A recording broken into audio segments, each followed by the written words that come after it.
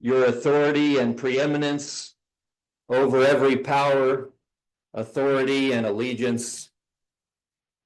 We thank you for the freedom that we have here. We thank you for the blessing and the possibility that springtime brings for growth. And I ask that you would bless our county commissioners and our county, Lord, for this season. Keep them, bless them, guide them with your grace and your peace. In the powerful name of Jesus, I pray. Amen. Amen. Please join me in our flag salute. I pledge allegiance to the flag of the United States of America and to the republic for which it stands, one nation under God, indivisible, with liberty and justice for all.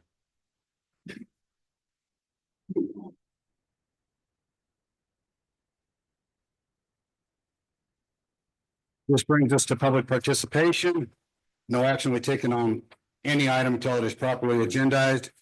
It is anticipated that public participation will be held at this time, though it may be returned to any time during the agenda. Citizens wishing to speak during public participation are asked to speak their name for the record and will be limited to 3 minutes. The board will conduct public comment after discussion on each agenda action item, but before the board takes any action. Do we have any public comment in the room? Please state your name for the record and sign in.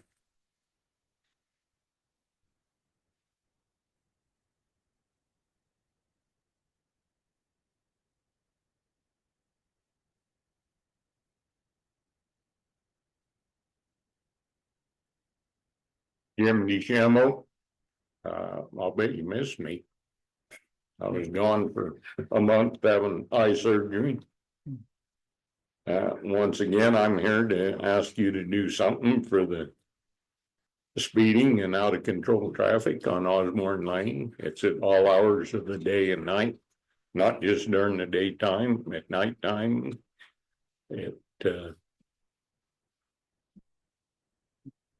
Hardly anybody goes the 25-mile-an-hour posted speed limit. And something has to be done. Thank you. Thank you. Still on public comment. Robin Biggs for the record.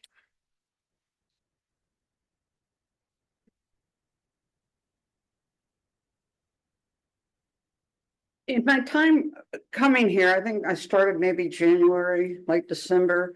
I noticed a lot of public comment in writing and people speak here. And there are things, there are more people against things that are happening. And you never hear any, when it comes time for commissioners to put something on the agenda to address it or look further into it. Like whether or not we should be having data centers put in here. And yeah, all of that. It's going to ruin our watershed that starts down in Mono County, almost at the entrance of Yosemite. And and it involves the Carson watershed, and it comes through Walker, California, and it's just not making any sense because there's more people against it. And regarding Mr. DeChambeau's issue over there, and I had said how scared I was, and I understand that Robert Jacobson drove that, and I asked you to urgently reach out to Mr. DeChambeau and let him know that you had drove that, and I had suggested maybe they put rumble sticks in. And a dummy police car or a sheriff car, that doesn't run, tow it down there, put a hat on the headrest and get people slowing down. Let it say speed limit this, and it's flashing, this is your speed limit. Thank you. Still under public comment. Do we have any other public comment in the room? Do we have any online? Seeing none, we'll bring it back to number 5 on the agenda. Looks like we do have one online. Goddard. Good morning, Autumn Goddard for the record. Along the lines of the data center, the three that are being proposed at present, what is their status right now in terms of the government? Like, what more levers need to be pulled in order for it to go through?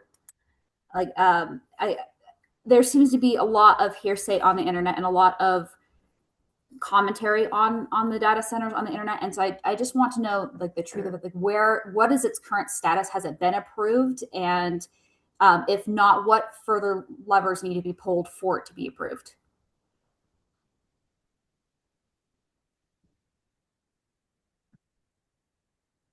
Thank you. Is there any other public comment?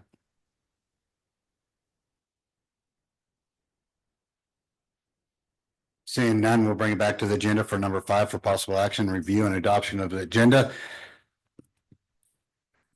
Do I have a motion? I'll move to adopt the agenda for May 7th, 2026.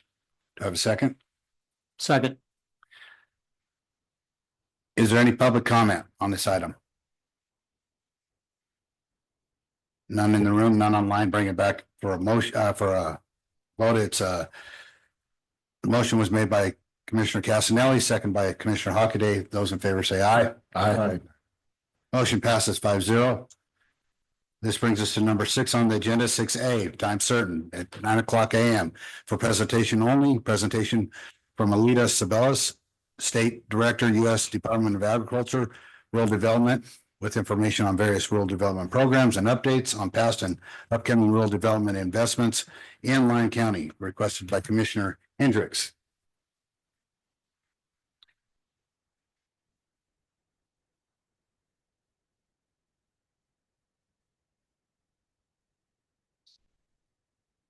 Good morning, Alita. Where would you like me? Right there at the Right podium. there. Okay, perfect. And announce your name for the record so the microphone picks it up. Okay, for the record, Alita Ceballos, thank you for having me. I'm the State Director for Rural Development at the U.S. Department of Agriculture. I'm a presidential appointee, and I see a lot of familiar faces in Lyon County, home of the Donald J. Trump Justice Complex, and it's great to be back. So thank you for having me today. And Lyon County is a wonderful partner of rural development, USDA Rural Development. Sometimes we're called the best kept secret in the federal government. We'd like to change that. We shouldn't be a secret. And Lyon County has been a partner of ours, especially on the waterfront. But we have more than just water. We handle housing, we handle community facilities, we handle broadband, electric. I just had the pleasure of going to the Nevada Rural Electric Association, and we support reliable energy. And that means conventional energy that works every minute of the day, not just when the sun shines or when the wind blows, but energy that can support our communities and is aligned with the Trump administration's policies of unleashing American energy. So there's a big presentation. You tell me how far you'd like me to go. But next slide. We have offices in Carson City, just down the road, Las Vegas, and Elko, where our team is all over the state, and that's where we can handle hands-on technical assistance for the different departments that we have that I'm going to go through today. It's thinking. Rural development. If you haven't heard of it, we provide leadership on food, agriculture, natural resources, rural development, nutrition, and related issues based on public policy, the best available science, and effective management. And our vision is to make agriculture great again. Apologize the slides. Yeah, we seem to have an issue with the document that the slides are in. Give us just a second. We'll get there. I'll keep going while we catch up. So part of our mission and part of the Trump administration's mission is making agriculture great again. The first leg of that is putting farmers and ranchers first. Lyon's a farming and ranching community. Leg 2, prioritize rural communities and economies. Leg 3, protect and expand the resilience of American agriculture. Food security is national security. Farm security is national security.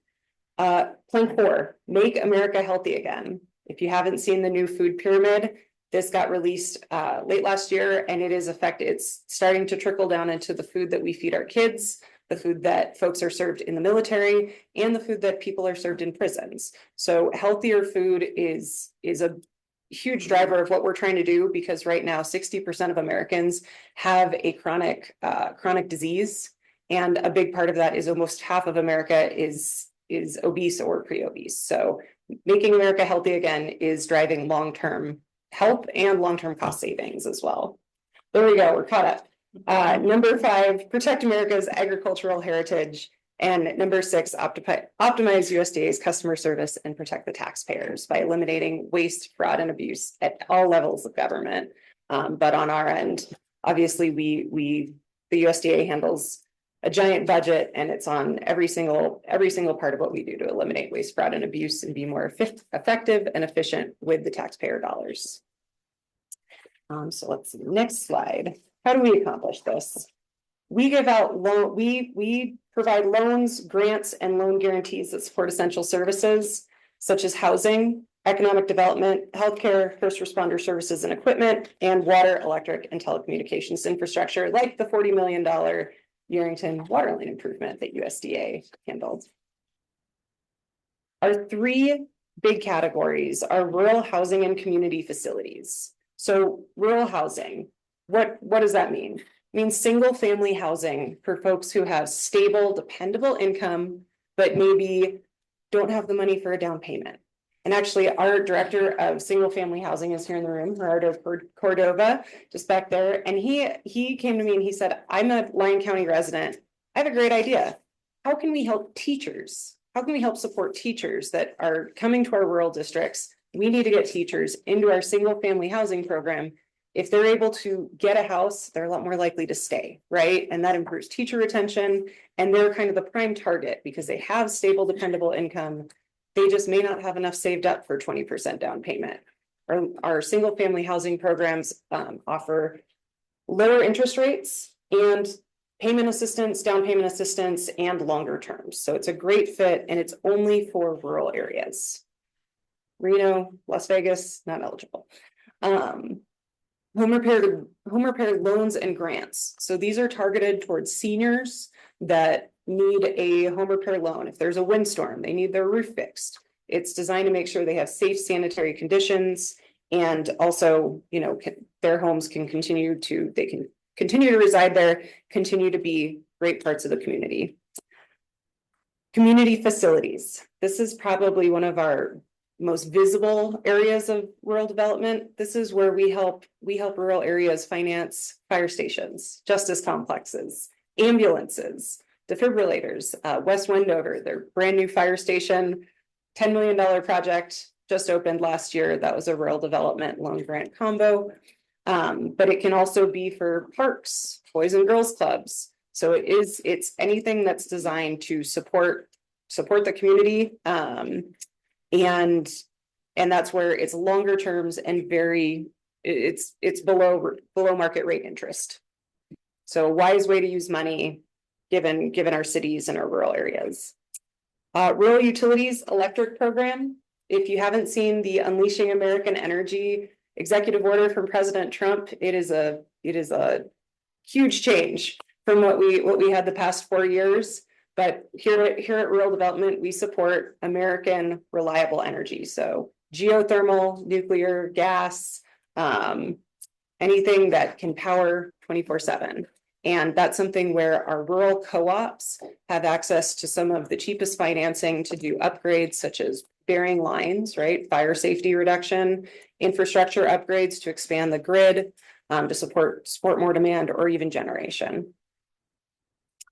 Water and environmental programs, PFAS, one of the acronyms of the day.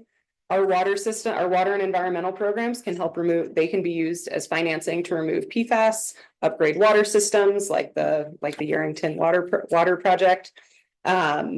It's upgrade dams. There's a lot of different options for water, but if it touches your water or your wastewater system, something that you don't think about, but it's really hard to grow a community if you don't have water and wastewater.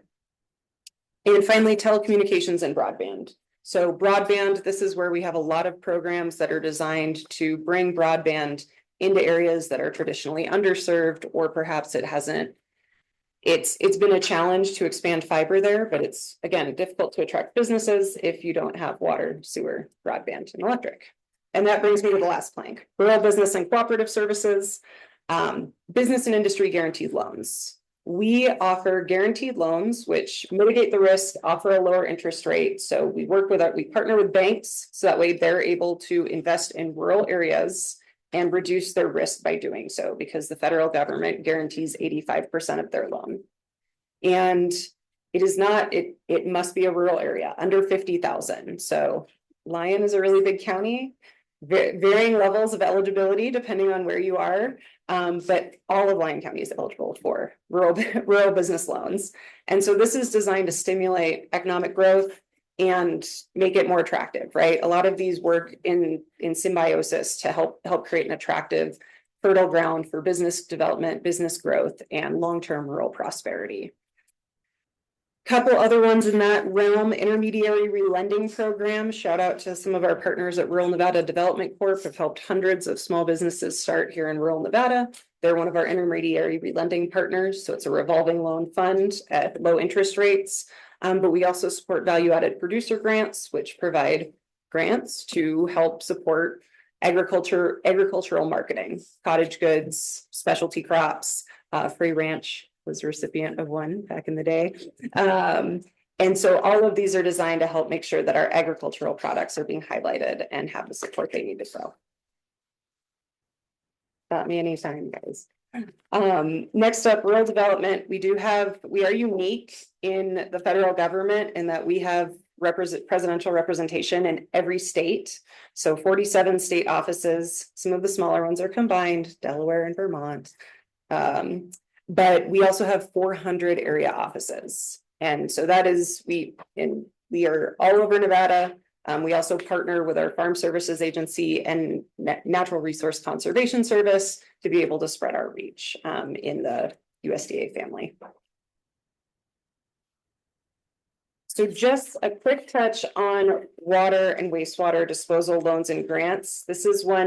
This may be the most familiar for Lyon County because it's one that y'all have used. But it provides funding for clean and reliable drinking water systems, sanitary sewage disposal, things that are really, you don't think about until something goes wrong. I know from personal experience that emergency call to a plumber, right?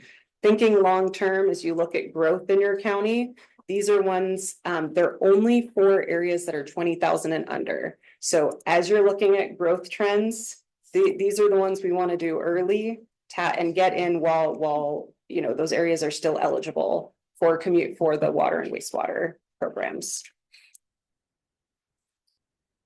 Funding can also include, so when you're looking at, hey, we've got these projects, big $1 million projects, right? It can include the soft costs like engineering, environmental and legal fees, land acquisition, water and land rights, which, in Nevada, that's half the battle. Permits and equipment, other costs, and interest incurred during construction startup. So that's something where it really can be an all-in-one source of funding for these projects. And just a little bit on Nevada for fiscal year, we do have $6 million in loan funds. I'd love to use them all in our rural areas. We can go back and ask for more. And grant funds are limited, but these are normally paired in a grant loan combo. So it's tied to the median household income. The lower median household income, the bigger the grant will be for these water projects. And eligible applicants, public bodies like yourselves, not-for-profits, and American Indian tribes that are federally recognized, and rural under 10,000 and under 20,000. And loan interest rates, this is the one, maybe this is really exciting for me. It may not be exciting for everyone else, but market rate 4.75, going down to intermediate rate if it's below 100% of median household income in the area, does go down to 4.6, and then less than 80% of MHI is 2.8. So numbers to think about as you're looking at planning, and that's where we're here to be a good partner. Basic eligibility requirements. So we do not compete with commercial banks. We are considered a lender of last resort. And this is something where applicants provide written confirmation that they've applied, and this is, commercial banks are not willing to finance this project, which sometimes folks are like, does that really happen? It absolutely does, because these are long, you're planning on a 50, 60, 70-year scale, right? And it's not necessarily aligned with what a commercial bank is looking to do. Preliminary engineering reports are required, but we do have some grants around those that can help offset the cost up to $60,000. NEPA changes. Anybody know NEPA, like NEPA, dislike NEPA? We have finalized rule changes to NEPA that support streamlining regulations. President Trump gave each of us a directive, an executive order. We have to cut 4 regulations for every one we propose. NEPA was one of the main offenders, creating significant delays and backlogs on projects. These have just been released at the end of April. They're being implemented, but some of the changes are a lot more categorical exclusions on ground that's already disturbed. Met with rural electric, as I mentioned. They used to have to get a full NEPA review to bury electric lines where they previously had telephone poles. Ground was already disturbed. Doesn't even make sense, right? It's their land. It's already disturbed. That's gone. They no longer have to get a 2-year environmental review to do something that on ground that was already disturbed. So these are being rolled out, but it should significantly streamline it. And we've seen this already from some of our other departments, Department of Interior, NEPA reviews dropped from multiple years to 14 days.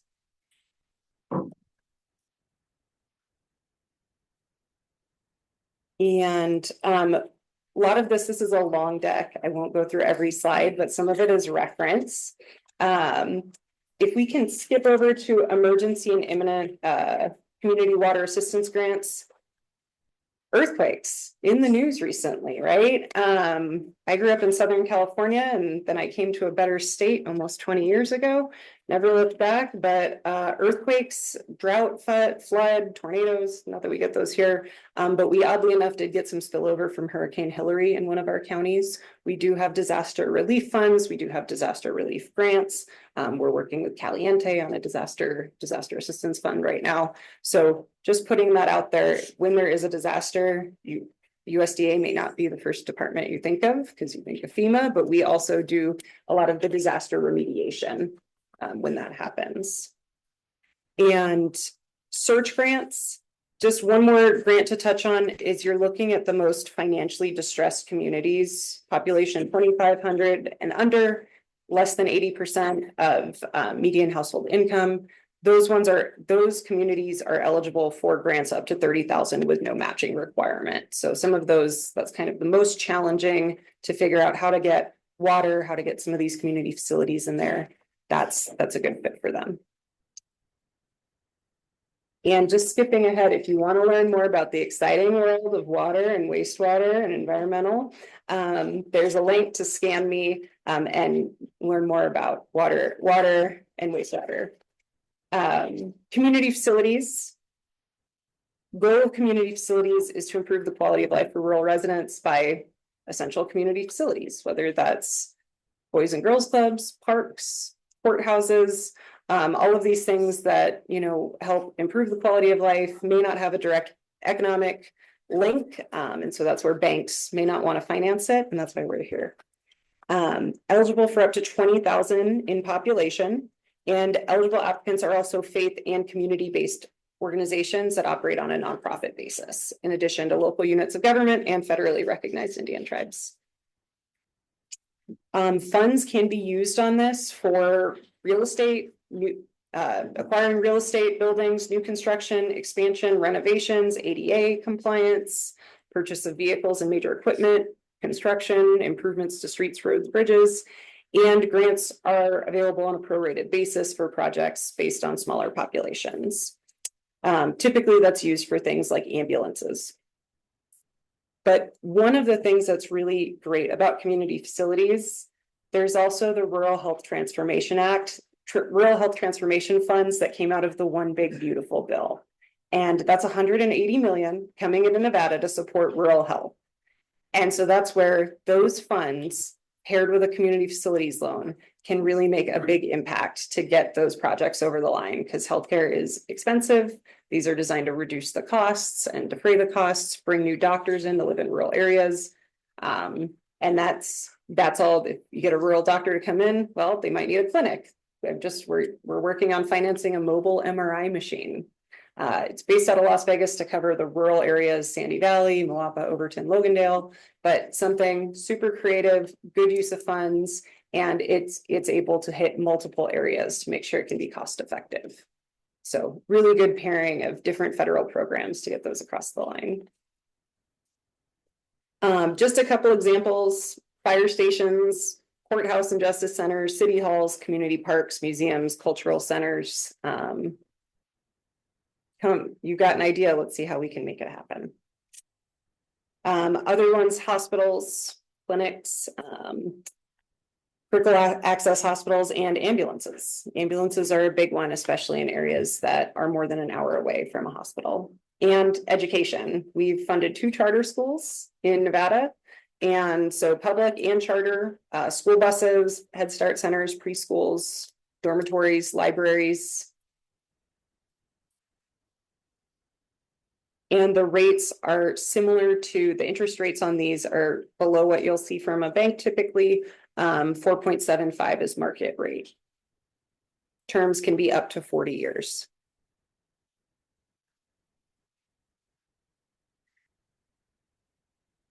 And just a couple grants that go with this: technical and training assistance grant, TAT. These are for less than 20,000, and it funds the pre-development costs of a community facilities project, administrative, financial operations, planning, and matching funds are not required. So these are the fun ones to talk about. Single family housing. So single family housing, Lyon County, I want to say, Gary, is our limit 382 or 324? 382. So our loan limit in Lyon County is $382,000 for our single family housing program. These go for single family housing purchases or rehab, but it can be for land with a house built on it. Now, part of the challenge is, that's a loan limit, but there are some innovative ways. We've toured modular houses that are actual house size. They're not a tiny home, but they are factory built here in America, and the cost is reduced significantly. But single family housing, this is a house, just like you or I live in. And it's designed for folks with stable, dependable income, and it has a longer repayment life, and a sliding scale subsidy. So as they earn more, their subsidy goes down, and the subsidy is repaid at the end of the loan. There's also some other options: housing preservation grants, farm labor housing, self-help housing, and we do handle multifamily housing as well at USDA Rural Development, and like apartments.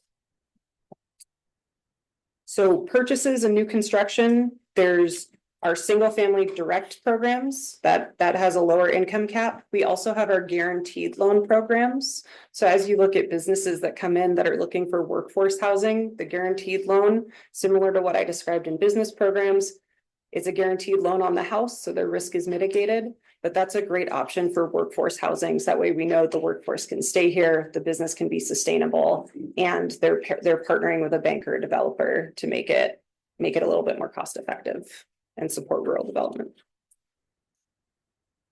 And we also do home repair loans and grants. Those are aimed at 62 plus, low income, but roofs, toilets, home repairs to make sure it's safe and sanitary.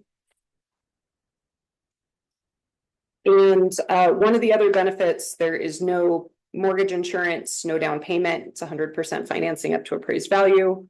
And the interest rate, while it varies, is typically lower than private lenders. So it is a really great fit, and that's something where it's only eligible for rural areas. So that's something, it's a huge benefit, and it must be occupied as a primary residence. Who's eligible? It is within the low income limits for the county desired. However, if you exceed the income limits after you've been there 3 years, doesn't mean you lose the house. It just means your subsidy goes down, because we want people to succeed, grow, and hopefully leave that low income bracket, right? Have to have stable income and ability to repay the loan, acceptable credit, occupy the dwelling, and be a US citizen or qualified resident alien, like a green card. And guaranteed loans, similar, it's a partnership with private lenders. There is no down payment, 100% financing, 30-year fixed rate, and no specific minimum credit score requirement. And the 504s, eligible rural areas, those loans go up to 40,000. The grants have a lifetime limit of 10,000. And the grants only need to be repaid if the property is sold within 3 years of the grant being made. So that's where it's a really good fit for our seniors who may not have access to the same resources. Business programs is our last section. Our loan guarantees, these are for corporations, cooperatives, partnerships that are on a for-profit or nonprofit basis. And it can be similar to the other ones, purchase and development of land, buildings, or infrastructure. At USDA, we don't finance farmers directly because that's our friends at the Farm Services Agency, our sister department. However, things like packing facilities for onions, that is something we can finance. We can finance a lot of the ancillary businesses that support agriculture, just direct farmer payments that goes through Farm Services Agency. And that includes purchase and installation of machinery and of equipment. We just financed a retirement home, a hospice care home out in Fallon. So there's a wide variety, healthcare, kind of healthcare related, also manufacturing, things that create great jobs for our communities.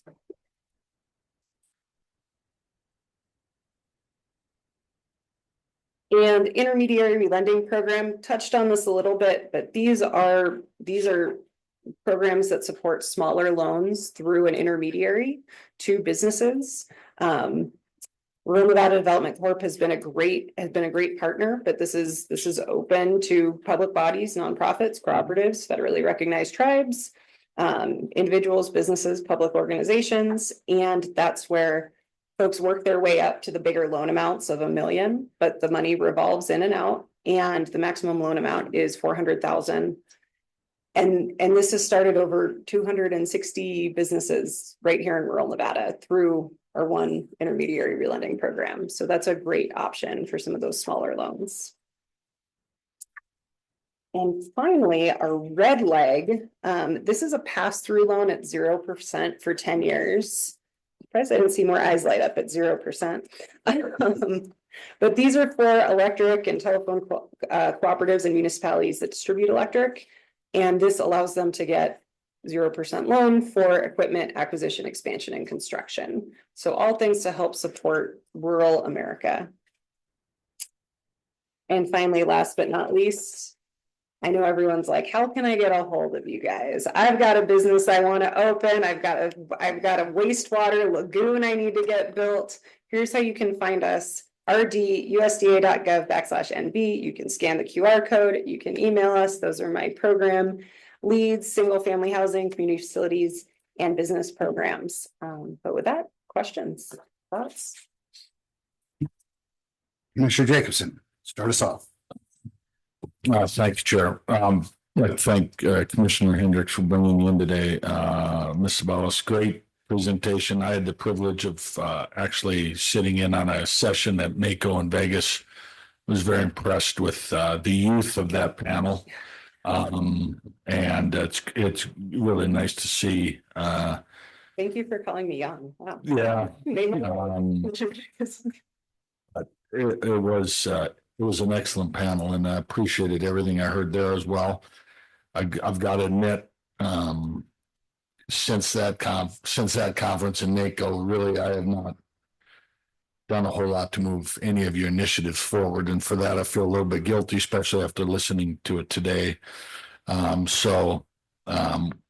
With that, I know you brought up possibility of teachers. I'd like to throw in new sheriff officers as well into some of that. Those public servants that start at the low end of pay scales and a lot of times have just starting a family, and that was great to hear.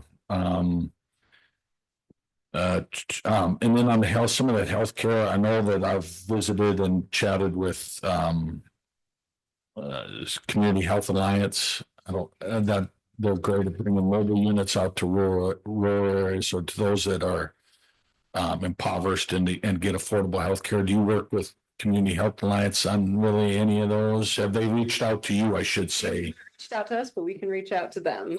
And then NV Health Connect is one that we have done some work with. They handle mobile units as well. And I'm not trying to open up a big can of worms here. And so it's not meant to bogart but I believe some of the counties regarding agriculture, I believe some of the counties in Nevada have declared a state of emergency protecting the ranges, focusing on the feral horses. Is that something that you working with, or is that not? So, Through the Department of Agriculture office. Agriculture, I would say one of our big focuses that Secretary Rollins has laid out is preventing lawfare against farmers. And we've seen that sometimes with, eminent domain. New Jersey was one where that just came up. It was kind of enclosed by a city that wasn't there when the farm was established, and they were trying to take the farm by eminent domain. But certainly, I know we've seen it out here with some of solar panels on farms and ranches in a way that feels a little predatory. So we actually have a lawfare portal, and I'd be happy to see what we can do there, because the feral horses are a big problem for our farmers and ranchers, and that is the Bureau of Land Management, but they're a federal partner, so that's certainly something we can see what can be done there. Again, just thank you. Great presentation. And I was at the conference in Vegas. I was impressed with where you had gone to college. not because I'm a fan, it just caught me off guard. So. Right. I went to the University of California, Berkeley, and there are, and then I ended up running President Trump's campaign here in Nevada. So we do exist. But I will say on the health front, South Lyon Hospital, we have funded that one. We will have an event coming up at the end of May. So I'll get that to Martha for y'all's calendars. But they've been a great partner, and we're really looking forward to the groundbreaking. Mr. Hendricks? Yeah, I just wanted to thank you for coming. Like you said, all the services you provide have been kind of a big secret, and I wanted to just help get your message out because there's so much that you guys provide. Thank you. Mr. Casanelli?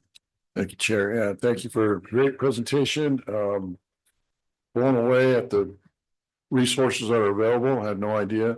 One thing I thought you mentioned on the rural mortgage lending, you said that mortgage insurance is not required. It's not required. So is it self-insured through USDA then, or how is that? Self-insured. Yeah. Okay. So yes. So they technically do have some sort of insurance, it's not, they're not responsible for providing. Because we're the direct funder for those loans, and same, we're the funder on the guaranteed loan side as well. Just wanted to clarify that, so. But yes, I love the idea of the new sheriffs and new NHP recruits and all of that are getting in at the low end of the pay scale. It's a great fit for them, and that helps their families stay long term. Great resources. Thank you. Thank you. Commissioner Hockaday? Yeah, thank you for being here. Zipping over from Carson, I would imagine. Did appreciate our longer discussion at the end of the conference in Las Vegas. We'll certainly be getting back with you in the future. But District 5 is the most rural part of Lyon County. And so I definitely am glad that you're here discussing these issues. Great. I look forward to this being the start of more investments. We've invested over 235 million just in Lyon County since 2015. So that's more to go. I had a couple questions. A couple were already answered. When we're talking about the 180 million on this coming into the rural health, we are not allowed to buy buildings with that, but you were talking about we could through a different thing, so we could actually get a hospital district could actually buy the building to then take that 180 million to put into it. That is exactly right. And it's 180 million for all of Nevada. Right. But it's aimed towards the rurals. So that's, the 14 rural counties. But yes, exactly right. Well- Community facilities can be used to purchase and land and buildings. And I got notes all over the place. Has the Boys and Girls Club reached out to you at all Not in yet, Lyon County? But maybe after we'll. Okay. I'll definitely make a contact for you, give you a Okay. contact. You were talking about the housing. So it's a last resort housing. A last resort, like Lyon County, that can't really benefit on a lot of this stuff because we got good credit, right? You're thinking community facilities and water and environmental programs. Housing is an individual applying for a house. So that's a little different. Community facilities and water, they have the test for credit. And that's the one where oftentimes the bank will do it, but sometimes it's, they want adjustable rate every 6 months, it's kind of it's like when a plumber gives you a quote because they don't want to do the job, right? They're like, oh, this broken pipe, it's going to be $20,000, Okay. So another thing that I was looking at, you were talking about workforce housing, Mhm. right? A lot of this workforce housing we're going to get is temporary. Okay, And so because the project will be gone and they'll follow that project farther out, like a Green Link, right? If they came here, they'd have to stay for a little Yeah. bit, but then they'll chase the line, right? yes. Is there any funding that is available to bring in to have the developers bring in like a motel to where they can do it, and then we benefit by having a motel in our region after they leave? So can we partner with the industry maybe? Yeah, so that would be a perfect fit for business loan guarantee. We finance hotels. Okay, So that would be, they'd be getting the benefit of, a better interest rate than they would get from a conventional bank that can wrap in construction, all these things that would typically have hard money costs. But we have financed hotels from the ground up in Nevada. well, one thing's working with your agency. When I went to Washington DC, they were very helpful at the upper levels too, because in the middle of the night, they opened up their offices.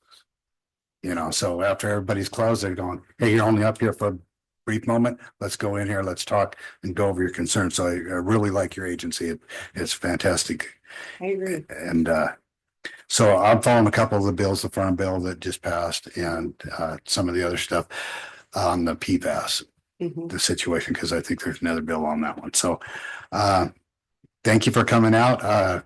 I want to see if Lyon County can take advantage of especially the retention possibilities for our employees that are coming in at the lower level. Absolutely. And resources there, and I'll be following up with a packet of links, but thank you all for having us. Really appreciate the invite, Commissioner Hendricks, and thank you, commissioners, for having us. And I'll make sure you all get my cell phone, so please don't hesitate to reach out.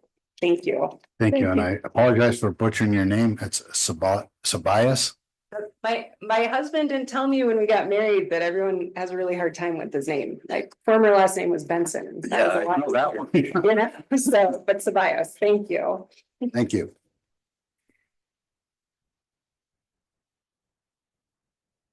This brings us to 6B, time certain at 9:00 a.m. for presentation only. Presentation by Friendly High School VITA program, volunteer income tax assistant, student volunteers Robert Woolsey, Marcus Aviar, and Rebecca Mayer on the VITA program, the benefits and assistance provided to senior citizens in Lyon County for income tax assistance and income tax filing requested by Commissioner Jacobson. And I'm sorry if I butchered your guys' names. Chairman Keller, just want to welcome you guys here today and thank you for being here. We have two character plus individuals here. I've known Bobby a long time. I haven't known Marcus as long, but I just want to thank them for being here and want to welcome them and thank Miss Mayor for guiding the ship here. So thank you. And when you guys speak, please state your name for the record before you talk. So I'm Robert Woolsey. Like you said, I'm here to talk to you about VITA, which is volunteer income tax assistance. I want to tell you about what we've done this year and how we've helped the community and the students. So, like I said, I'm Robert Woolsey. I usually go by Bobby. I'm the outgoing student manager. So today I brought our lovely site coordinator, and one of our first year students, who's a freshman, who's going to be with the program for the rest of high school. So Marcus has a couple of points to cover. Maybe. For the record, I'm Marcus Javier. So VITA is an IRS sponsored program providing free tax preparation services nationwide. We provide expert preparation of federal income tax returns at zero cost to eligible residents. We serve primarily limited income clients making less than $67,000 annually, the elderly, and also people with a permanent disability. This program fills a critical gap in affordable tax services in Lyon County. What do? First, we train and get certified. We certify in the voluntary standards of conduct. We also certify in an intake interview and quality review. And then we certify in our basic and advanced tax preparation. For tax preparation filing, we ensure full accuracy and compliance with federal tax code for all eligible residents. And we also provide basic financial education to help community members manage their resources effectively. Who benefits? Primarily the community. We provide free, reliable tax preparation. We save clients an average of $150 to $400 in tax preparation fees.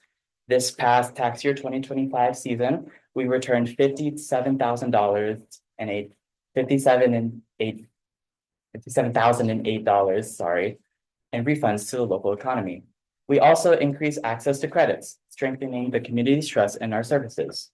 For us students, me and Bobby, we receive education in professional fields, we improve our career readiness, and we also gain real-world practical experience that we can use when we go out into the workforce.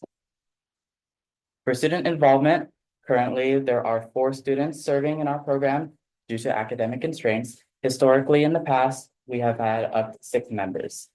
Our students earn real tax certifications that are widely recognized in the industry.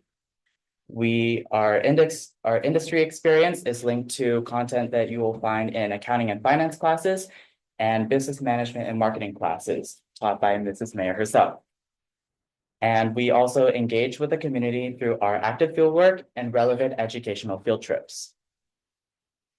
For our student training and service, our training timeline, from mid-October to January, we undergo an intensive training 3 days a week after school. During Thanksgiving and Christmas breaks, we also undergo independent studies. And then mid-January, we take our 3 IRS certification exams. For our community service impact per student, our community service hours range between 60 and over 100. I personally volunteer about 90 hours of my time. Our work week consists of 3 hours a day, 3 days a week, Tuesday, Wednesday, and Thursday. Our program maintains strong accuracy standards. We have historically low rejection rates, as low as 0 in past years. We also ensure full compliance across all IRS site reviews. This reflects the professionalism and training of our student volunteers. Now I would like to pass the microphone over to Bobby, our student manager. So once again, Robert Woolsey for the record. As time has passed, we've steadily been able to do more taxes each year. So in our first year when we just started, we did 59. That still felt like a lot. And then 2 years ago, we reached a peak. We're still right at this level of 107. That was a busy year. So consistently, we are doing more taxes every year. Next slide. Oh, here. Okay, so this year we were able to submit 96 returns. We did more interviews, but some people fall out of scope, which is why we didn't quite get to that 107 mark. And like Marcus stated, we got a total of $57,008 in returns for our customers. And then throughout everyone not having to pay any filing fees or preparation fees, we estimate that we've saved between $19,000 and $38,000 for the residents that we've served. And we're located in Fernley. We have helped people from Burnley, Fallon, Dayton, Silver Springs, and Sparks. So possibly the most common thing we hear when we do the taxes is people ask how much they owe us. It's a free service, there's 0 fees, but they are very happy with the service that we provide. And they often want to give even though we cannot accept any money from them.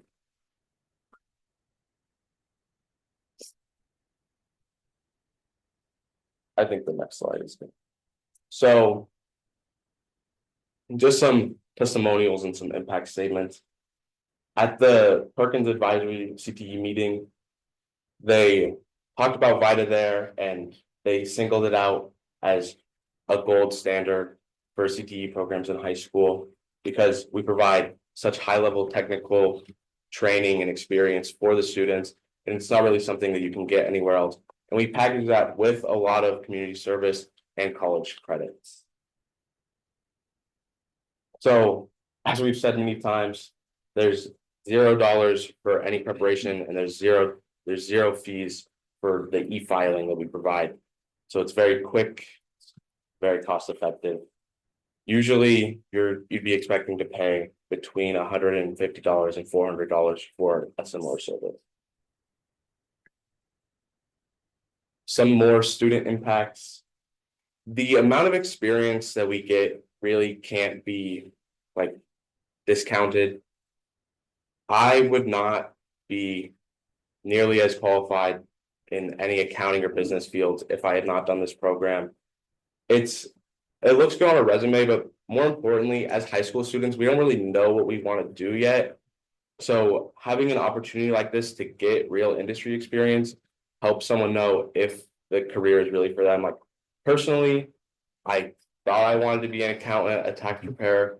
I did the program, and while it's something I really love, I couldn't see myself doing it as a real career, which saved me a lot of time in the future.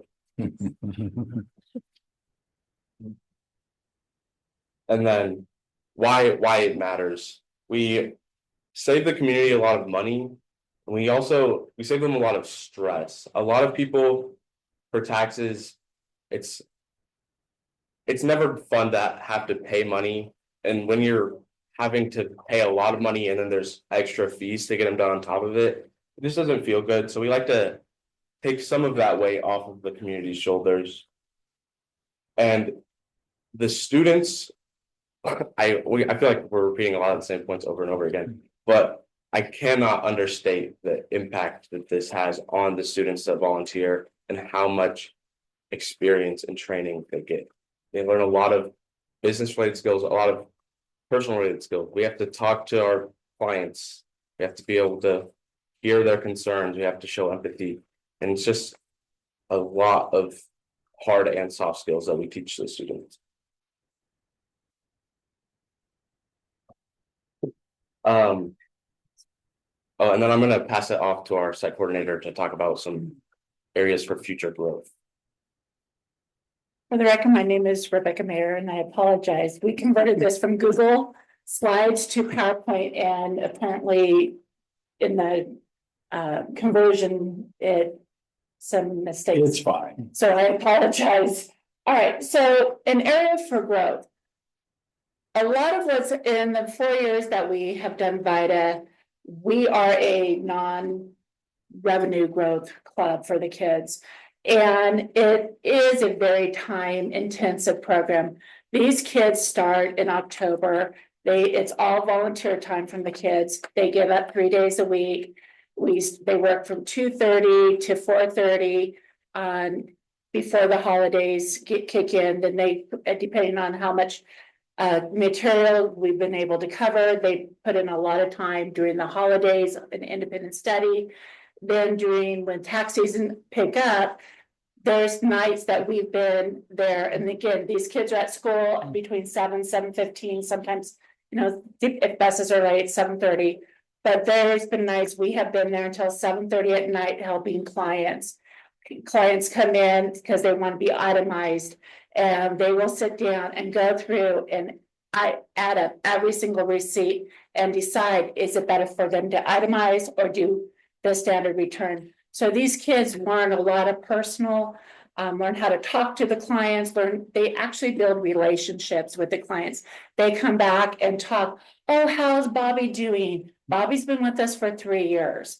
So how's Bobby doing? Is his, and they build relationships with these kids. And so when we talk about student recognition and retention, we want to teach the kids professionalism. So we work on trying to have uniforms. We try to teach them professionalism. We talk about certificates. We want to recognize these students. I've had congressmen last year come down and give certifications to these kids at the scholarship nights to reward these kids for their services to the seniors as they graduate. And then the end of the year celebration, that is what helps motivate these kids and the recognition, because they put in a lot of work. And the hours range from anywhere from 60 to 100 plus hours that they volunteer. And it depends on the individual students because of how many hours that they have to study to gain the material, because they do have to learn tax law. Community partnership. What we want to reach out and work more with banks. We want to work with credit unions. We want to work more with local businesses and reach out and be part of the community with them. The more we can be involved with the community, the better relationships we can build, the more people we can get in, and the more people we can help. So what can you guys do to help us? You can help us by helping. I'm looking, this past year is the first year I haven't had a co-site coordinator. That by not having a co-site coordinator, that limits the amount of people we can actually see, because when we are students, every student has a person by slot. Yes. Mr. DeChambeau, can thank you. So when we are booked solid, every time slot, every student, I'm the one that has to go and check every single tax return to make sure it is done correctly. That's part of the requirements by the IRS is double. The kids, we have the person that inputs, and then we have a quality reviewer. And by having one person, it slows the process. It is so hard to get someone willing to volunteer their time to learn the tax material, to become certified, to be able to put their time in to help the students, to help the community to be able. So by working and getting the word out, that is something maybe I'm hoping to get help with. The invest in the students, working with business partners, helping us with cost of uniforms, helping us with the motivation, the end of the year celebrations, the cost of the certificates and stuff like that. Again, we don't get any money for what we do. To do this, a lot of times I pay money out of my own pocket to take the kids out to dinner at the end of the year. If I happen to have good paper at school, and I find good resume paper and I can print the certification, I'll do it on that. Or sometimes I'll go and buy nice frames for the kids so they can hang their certifications up on the wall. This is a big deal for them. This is what motivates them. I want to recognize the hard work and the hours of service that they put in. And then I want to strengthen our partnership with our business, our community. And then by doing all three, that's going to build and bring more people in. I want to grow and expand our program. I want to be able to have more students, but I can't have more students until I know I have another coordinator. I can expand. And then by expanding, I can help more people in our community to be able to come in, and thus being able to service our population in our rural areas. Questions? Start off with Commissioner Jacobson again. Thank you, Chair. I just want to thank you and recognize what you've done for so many of our, especially our senior citizens in Lyon County. I sit through taxes once a year, and it's like getting a tooth pulled. And to sit through 100 of these is remarkable. So just want to thank you, and thank you for what you folks have done for especially our senior citizens in Lyon County. And thank Miss Mayor as well. I know that I don't believe she gets paid for all of her time. So I want to thank you for all the extra effort and the kids for all the training and what they bring to our citizens. So thank you all very much. Commissioner Hendricks? I just wanted to say thank you. I had no idea that this was even something that was available, and it's very impressive. Thank all of you. Commissioner Casanelli? Thank you. Yeah, great program. And how would seniors say in Dayton reach out to you, or how would they contact you to? We run everything right now through the senior center in Fernley. And that's how we do our appointments as well. And because we can't really have them call the high school, so they make our appointments for us. And then we share a Google Doc with them, so they can reach out that way. They can find you through the Fernley Senior Center then. Okay, great. Yeah, good job. Thank you. Commissioner Hockaday? No, I'm impressed. I mean, I had no idea this program existed, and for that, I thank Commissioner Jacobson and you for coming in. I was involved in the military voluntary tax program and did those things, and it's a significant program involving a lot of education. And as I said, I'm impressed in your motivation to do this. It certainly helps the community. And what other schools do we know of that are in this program? Is it just in the Fernley? Right now, we are the only high school, public high school in the state of Nevada that offers this program. It is a national program. We took over after COVID when ARP dropped the program. Normally, this program is run by ARP or senior centers, things like that. But we were asked, or they ran it by me, and my seniors, my accounting kids back then said, sure, let's try it. And that's kind of how it happened. Yeah. But we took over the program, and that's kind of how it happened. But there is an academy, CTE Academy in Vegas that has been doing it longer, but it's an academy, which is not a public school, but they're only open for 1 hour a day. Because that's the time the teacher teaches that class. So they can only take clients that 1 hour a day during tax season. So right now, we're the only public high school. Less than 1% of all the high schools across the nation participate in VITA. That is just amazing. So thank you so much. Pass my thanks on to all the students that are involved in that. They really do a great public service. You're welcome. Thank you. I did want to make a couple of comments. I like that you were going to reach out to the small businesses. To me, that is one of the main failures of small businesses, because they know their business, but they don't know the IRS component. And a lot of it, they don't even know what to start saving or how to retain records and stuff like that. Maybe go into the small businesses and say, this is what you need. So at the end of the year, you're prepared. So I'd suggest maybe reaching out to the Chamber of Commerce's. We do presentations at the Chamber of Commerce at the beginning of the tax year. Fantastic. And if Commissioner Jacobson kind of lead the charge there for a letter of recommendation or recognition that we can bring before the board, I'd be happy to sign something like that to help them with their future. Right on. We'll work on that. And if we could get a picture with the board, I know that would I would appreciate that. Fantastic. Let's step on down and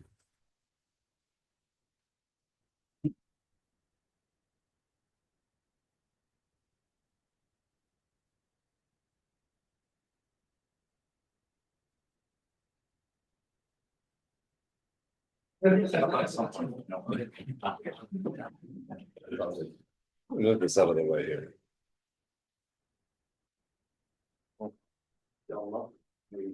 guys in the back here.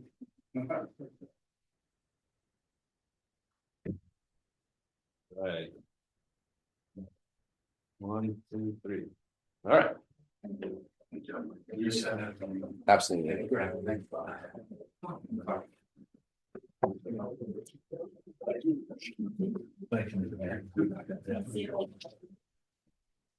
Thank you.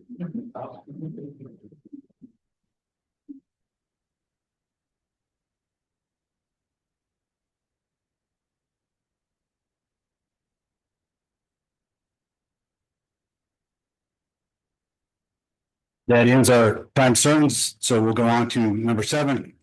Commissioners, County Managers reports. I'll start off on the other end with Commissioner Hockaday. Okay, I'll make this quick. Yesterday morning, I had the opportunity to go to court for one of the cases that we were involved in here with the commission. It was a nice trip into Yerington and a nice trip home because it was put off until June again. So we'll see how that rolls in the future.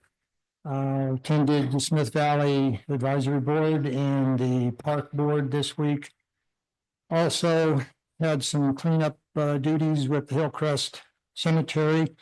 Quite a crowd from the community came out to take care of that cemetery. It is well groomed and ready for Memorial Day.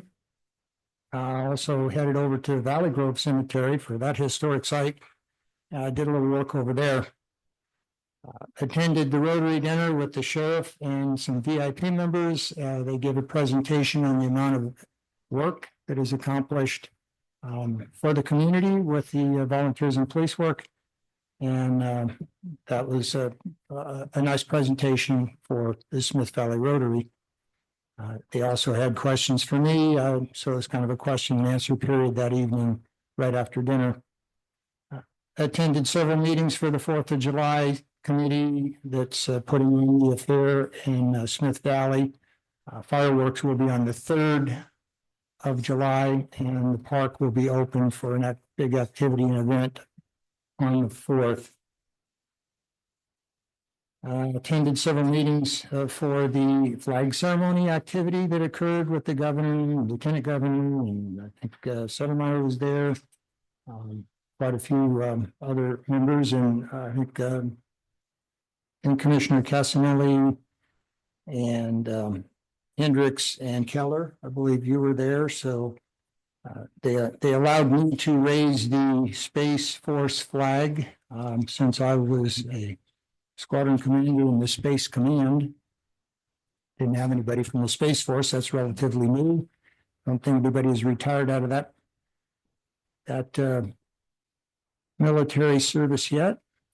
But that was a very good ceremony attended by probably 400 or 500 people. And after that, Rosie fed everybody, which was amazing. She also was in charge of putting that entire flag program together and ensuring that everything got put up. The fantastic site. If anybody gets a chance to go over to Smith Valley from the very west end up to 208, head over there. It's very impressive. And that's pretty much it for the last week or so. Commissioner Casanelli. Thank you. Attended a Boys and Girls Club event in Fernley, and good job, Commissioner Jacobson. That attended the flag dedication ceremony at Rosie's in Wellington, and thank you, Commissioner Hockaday. It was a very nice event. Urge you, if you haven't been out there, to see that memorial. It is very impressive. Urge you to take a look at it. Met with Fernley Mayor McIntyre. emceed an NNDA event. It was a Q&A with Congressman Amadei. Our Dayton Valley Conservation District meeting was canceled, but I met with our conservation tech, Devin Ardesco, and he's reported he's completed his pesticide applicator training. Attended the Central Line Fire Community Wildfire Preparedness Day. Our Mound House Cab was canceled. Attended a coffee and conversation. Attended the ribbon cutting for the Fueled by Faith Car Club. And I also had an opportunity to tour Osborne Lane. That's it. Thank you. Commissioner Hendricks. I attended the Search and Rescue Bingo Night here in Yerington, and that's their fundraiser. They give out free life vests to the kids out at Lake LaHunt during the summer. Attended 2 more sessions of the Rural Energy Academy, attended the Nevada NACO Board of Directors. I also attended the flag dedication, and it really is a beautiful addition to that community. Attended the Nevada NACO Legislative Committee and the Silver Springs Advisory Board meeting, which was very well attended. And last night I attended the Stagecoach Advisory Board meeting. And for anyone who's interested, tomorrow there will be a ribbon cutting at the new 7-Eleven at USA Parkway and Highway 50 in Silver Springs. Thank you, Commissioner Jacobson. Thanks, Chair. Attended the Employee Nevada grand opening there in Thornley, and it's going to be a great hub for people looking for work, employers looking for employees, training, resume building. It really it's going to be a wonderful service and a great hub there right in Thornley for all of Lyon County to take advantage of. We had our Boys and Girls Club fundraiser. I want to give a special thank you to Commissioner Hendricks and Casanelli for being there. Also to Commissioner Hockaday for donating. Raised just under $50,000, which is really quite remarkable. There's just a lot of fundraisers going on, gas prices the way they are. It was a great event in the new venue. Had a monthly Boys and Girls Club meeting. Attended the front of the Chamber of Commerce event. That was a blast. Attended the City Council meeting last night. Was not able to attend their budget meeting. They had it too, but sometimes I just scratch my head. Had Nevada Works meeting with the Youth Council, and they're throwing ideas around on how to expand and do more in the community. So that was good to hear. Sat in on the NACO Zoom revenue generating regarding unclaimed property, and that is about it. Thank you. Thank you. I attended the National Association of Counties Rural Action Caucus, the Agriculture and Rural Affairs Steering Committee, and the West Region Committee meeting. Some interest in things that were going on is the Water Systems PFAS Liability Protection Act, which is HR 1267, remains a top National Rural Association priority to shield rural water systems from PFAS related liability. PFAS is the plastic that ends up in our drinking water, and it's considered hazardous waste, and it needs to be disposed of properly. But for example, if we take the filter from a water treatment plant and it has PFAS in it, and we put it into a Superfund site because of the hazardous waste, then we're contributing to that Superfund and we could be liable. So I'm watching that a little bit to see if we can get the Protection Act through. The National Rural Water Association has an apprentice program. I don't know if we're on that or not, but it's a 2-year program that actually pays apprentices to get into the water treatment and sewer industry. And then they get federal certification, but they get paid for 2 years on the job. So I don't know if we're all part of that or not. We secured 6 bipartisan co-sponsors for the Bridges and Safety Infrastructure for Community Success, which they go by the acronym BASICS Act, HR 7437, which would guarantee direct formula-based federal funding for county-owned roads and bridges. It goes directly to the county instead of going through the network that we have right now. So I'd like to see that going through. We're working with all 50 states to get that inclusion ahead of the markup. The House of Representatives passed the 2026 Farm Bill, the Farm Food and National Security Act of 2026. And as of last, as you recall, the bill advanced out of the Agriculture and Committee in March, but it was amended on the House floor following negotiations last week. So now it has to keep going forward through the Senate. Also, keeping up to date with the Rural Energy Academy, a couple more meetings to go on that. Federal policy update from Senator Cortez Masto's office, and she talked about a couple of her bills, the Home Act and the Price Act that she's submitted for housing. And also that bill passed the Senate last year, but the House of Representatives didn't take it up, and so they resubmitted it, and we'll see if they take it up again. She also submitted a bill with Todd Young from Indiana, who's a Republican, that introduced the Municipal Investment Neighborhood Transformation Act, and they call that for the acronym MENT. It helps counties raise the funds they need to make improvements to sewer and water, hospital, schools, and more. And so we'll follow that. And we also saw the urgency to get our lands bill in when we talked to them. So we've got to move forward on that. Also attended the Nevada Association of Counties Board of Directors meeting, where we're looking right now for a new chief executive officer. Vincent Guthrow, who was our executive officer, took the appointment from the governor to DCNR, Nevada Department of Conservation and Natural Resources. So we have a vacancy there. Nevada Legislative Committees meeting weekly.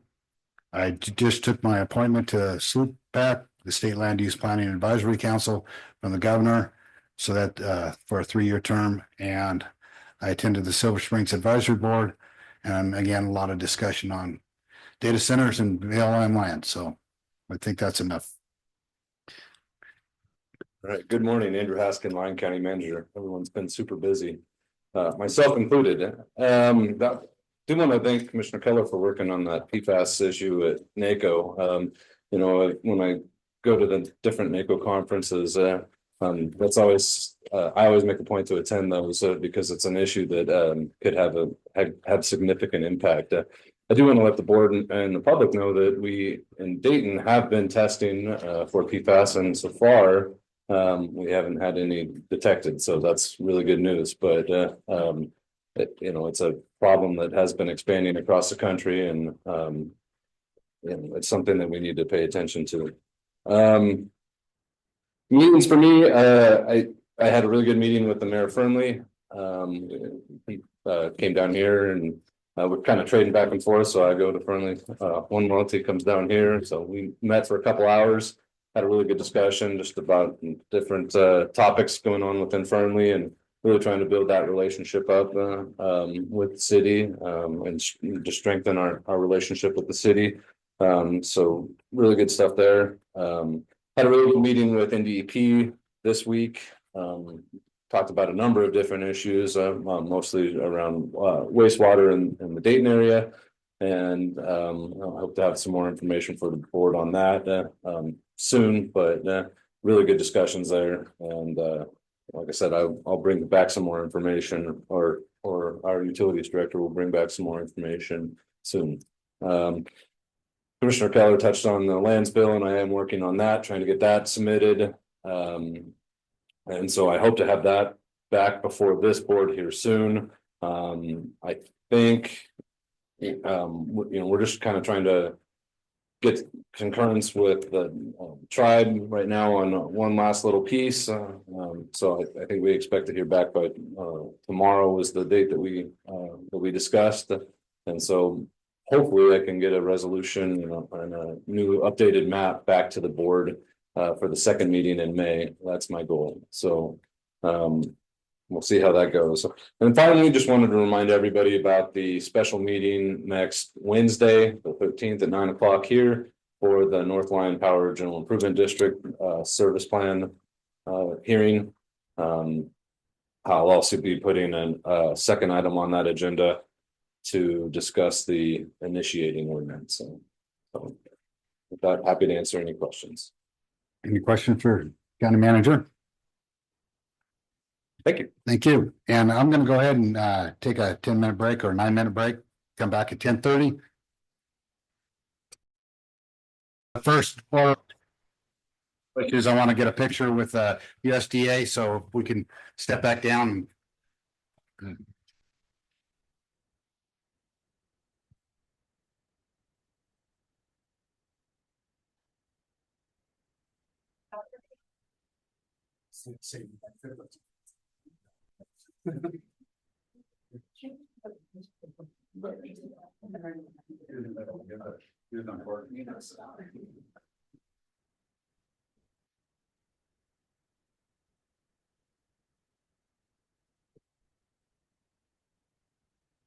Thank you.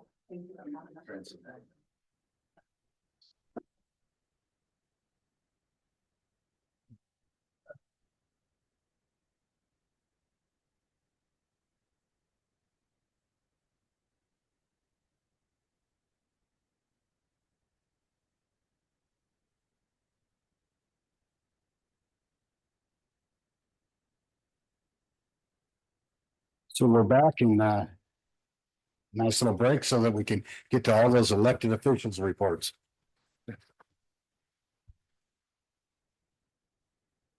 Start off with Sheriff Paul. Morning, commissioners, Lyon County Sheriff Brad Pope for the record. Typically, we would bring MOUs in front of the board. We did enter into an MOU with HSI, didn't bring it in front of the board because there's no financial impact or no cost to the county or the sheriff's office, but I did want to inform you about it. We did enter into an MOU with HSI, swore one of their agents in as a sworn member of the Lyon County Sheriff's Office to help us with child porn cases. Homeland Security receives thousands of child porn tips every year, but their threshold is over 100 images, videos, or pictures.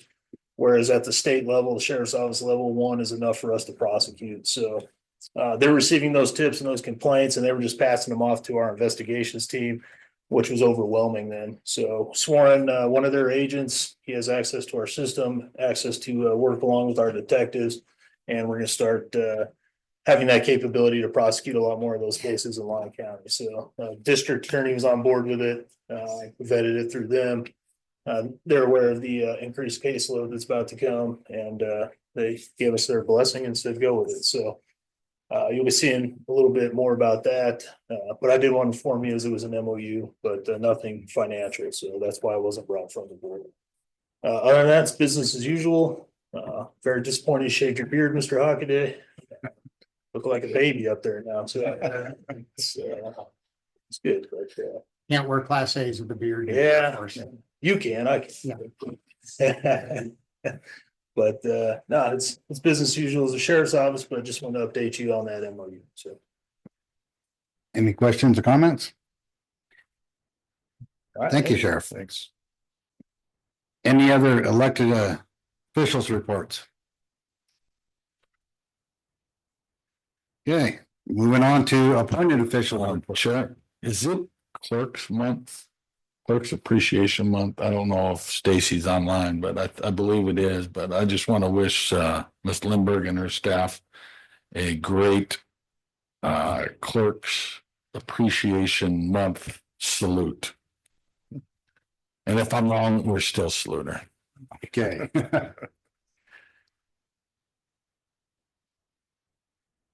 Appointed officials reports. Doug Holmes, the facility director for the record. I thought it was facilities director. I just want to update you on some of our projects. Dayton Government Building Project, the floor is poor. It's all done. They did 3 pours totaling about 630 yards of concrete. And they had only time to get concrete was 2 a.m. in the morning. So they did 3 pours at 2 a.m. in the morning. How many yards? I'm sorry. About 630 yards. Which they say it's not a lot, because I was talking to the project manager and he said there's a building they're doing at USA Parkway and there's 6,500 yards. Wow. And they expect the contractor to pour 1,000 a week. So it's ours. I thought ours was big, but it's not very big. The concrete block wall should be going up and they hope to have those done by the 4th of July. And then they'll start the metal framing part of it. Friendly Just Center is open for business. We still have a few things we're doing with the punch list with the contractor, and they're getting that done. The city of Fernley has been a great help, the Public Works Department, because we now have the municipal court and our court too over there, and so they've been very helpful doing some painting and stuff for us too as well. So I thank them. Hillcrest Cemetery, the water system is on finally. We finally got I threatened the pump guy to get over there to get it fixed, and he's finally got it on. We still have some drip system to put in, and the community did a great cleanup over there just recently. Dayton Cemetery, I've reached out to Semify, our cemetery software company, and they're getting me a quote on what it would cost to put that cemetery online for us. Valley View Cemetery, I just want to thank Perry and Sons again. They were up there taking care of the weeds already, and I really appreciate their community involvement in that. Lyon County Fairgrounds, sheriff's inmates, thanks to the sheriff, his inmate crew's been out there, I think, weekly, I believe, at least weekly. Cleaning up out there and making it look really nice out there, so I appreciate that. We got a couple of painting contracts going on right now. As you see, we're painting admin building. So be careful when you don't get spray painted. And they're also doing painting in the district court, the old courthouse. I think it's down the first floor there. We have a contractor there painting. Dayton JPO, the parking lot has been repaved and striped. Looks really nice. We do have one change order that I'll be presenting here shortly to you. When they tore the pavement out, they found out it was just regular dirt underneath it, and they this happened while I was in Hawaii. So Judge consulted with Dustin and Jason from the road department and got a hold of the county manager, and we agreed to put some base in, and so it's put down so it'll last longer for us. And Dresser Park, we're trying to get it spruced up. They have a state tournament, ball tournament over there in a week or two, I think it is.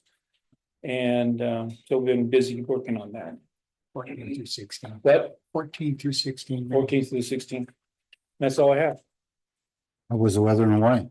What? How was the weather in Hawaii? It was nice, nice. I'm heading to San Diego for wish my twin boys, grandsons, Cam and Kai, happy 4th birthday, so. The WEIR conference is there right now, and they got 50 inches of rain in that period. We were on, it wasn't too bad on the other side. We saw some damage on the heels, on the windward side. Thank you. Any other appointed officials reports? Seeing none. Move on to advisory board reports.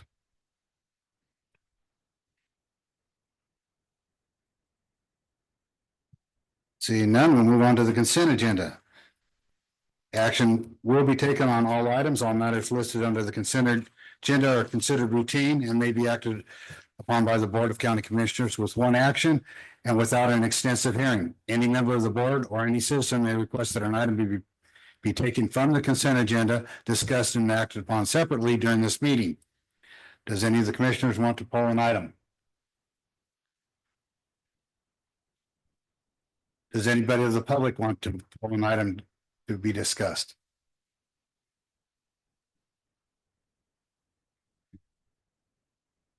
Seeing none, bring it back to the board for a motion. Move to approve consent agenda items 11A through 11N. Second. We have a motion by Commissioner Casanelli, second by Commissioner Hockaday, seconded by Commissioner Casanelli. Those in favor say aye. Aye. Got ahead of myself. Brings us back to the regular agenda. Number 12A for possible action, approve change order number 1 in the amount of $25,860 to be funded from a budget transfer from the general fund contingency for additional work needed from JWC from the paving project at the Dayton JPO parking lot. This is for removing the native soil and replacing it with 6 inches of base material to provide a better base for the new asphalt. Facilities Director Doug Homestead. Doug Homestead, Facility Director for the record. Yeah, they had this come up while I was gone, and with concurrence with Andrew, the county manager, and the road department, we decided to do this. So it's kind of, if you don't pay for it, I have to pay to find some place in my budget to pay for it. So please. Any questions or comments? Commissioner Jacobson. Thanks, Chair. What was that? Didn't put in. no idea. It's probably, There's no basement soil under they it. put it in the native soil. We also had to replace the electrical box that was deteriorating, but I took that on my budget. It's another $1,000 for that. And they found a sewer clean out just buried under the asphalt, no can or nothing around it. So now it has a thing around it, so box around it. Any other comments? Any comments from the public? Chair, I make a motion to approve change order number 1 in the amount of $25,860 to be funded from the budget transfer from the general fund contingency for additional work needed completed from the JWC for paving project at the Dayton JPO parking lot. This is removing the native soil and this is for removing the native soil and replaced with 6 inches of base material to provide a better base for the new asphalt. Second. We have a motion by Commissioner Jacobson, second by Commissioner Castanelli. Those in favor say aye. Aye. Aye. Motion passes 5-0. Next, 13 planning issues, 13A for possible action to approve the request from Central Lyon County Fire Protection District for zoning map amendment to amend the zoning map designation from the Title 10 District of Limited Commercial District C1 to the Title 15 District of Public Facilities for a parcel located at 199 6 Mile Canyon Road in Dayton on an approximately 1.02 acre parcel, APN 016-202526, PLZ 2026-12, Senior Planner Lisa Nash. Good morning, Commissioners, Chairman. We're here today to talk about the zoning map amendment on the parcel you just described. And as you mentioned, it's located at 199 6 Mile Canyon Road in Dayton. This is located west of Highway 50 and north of 6 Mile Canyon Road. Access to the site will be from 6 Mile Canyon Road, and it's a 1.02 acre site. So the site is located within the suburban character district in Dayton that the 2020 comprehensive master plan designates as public or quasi-public as shown on the maps above. So you can see it where the character district on the left and the land use. There's a chunk right there that is public, quasi-public, and it's adjacent to suburban residential, low density residential, and some mixed use. Go to the next. So per the master plan, the proposed zoning amendment to public facilities is an allowed zoning district within the public, quasi-public master plan land use. And you can see fire stations, airports are specifically called out there. So currently, as it stands with the zoning, it is not in compliance with the master plan. So this will bring it in compliance. The current zoning is limited commercial district C1 under the expired Title 10. And that is equivalent to the neighborhood commercial for the subject parcel under today Title 15 zoning. Under the 2020 master plan, the NC neighborhood commercial zoning is not compatible with the public quasi-public land use. So this is an already established fire station, and it definitely is an improvement on our mapping here. So if we can go to the next, let's see. So it talks about public facility zoning district is for all the things listed as well as fire stations and airports. So the projects within the Lyon County, the utilities department service area, and wouldn't need any additional connections. They're going to use what's there. And it is the site is the location of the operating Central Lyon Fire Station number 38. So we're going to go right on to the findings. As usual, we have to meet the findings, or the commission has to find that the findings are met for chapter 15.220.05. And going through them, the zoning map amendment to public facilities is an allowed zoning use within the public, quasi-public master plan. And it would overall bring the site into compliance, which is something we like to see happen. The parcels for B, you have to be consistent with the public facilities policy, and they are with their current service. And C, Is it compatible with the actual master planned adjacent uses?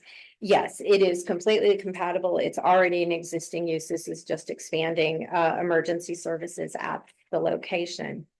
So this was heard at the Planning Commission on April 14th. It was unanimously approved and there were positive, comments about this from the board. So with that, I have a proposed motion and I'm available for questions. The applicant is also here. I don't know. Do you want to say anything at this point or is it next? Okay. If you have any questions for him. Any questions for our senior planner? Is there any public comment?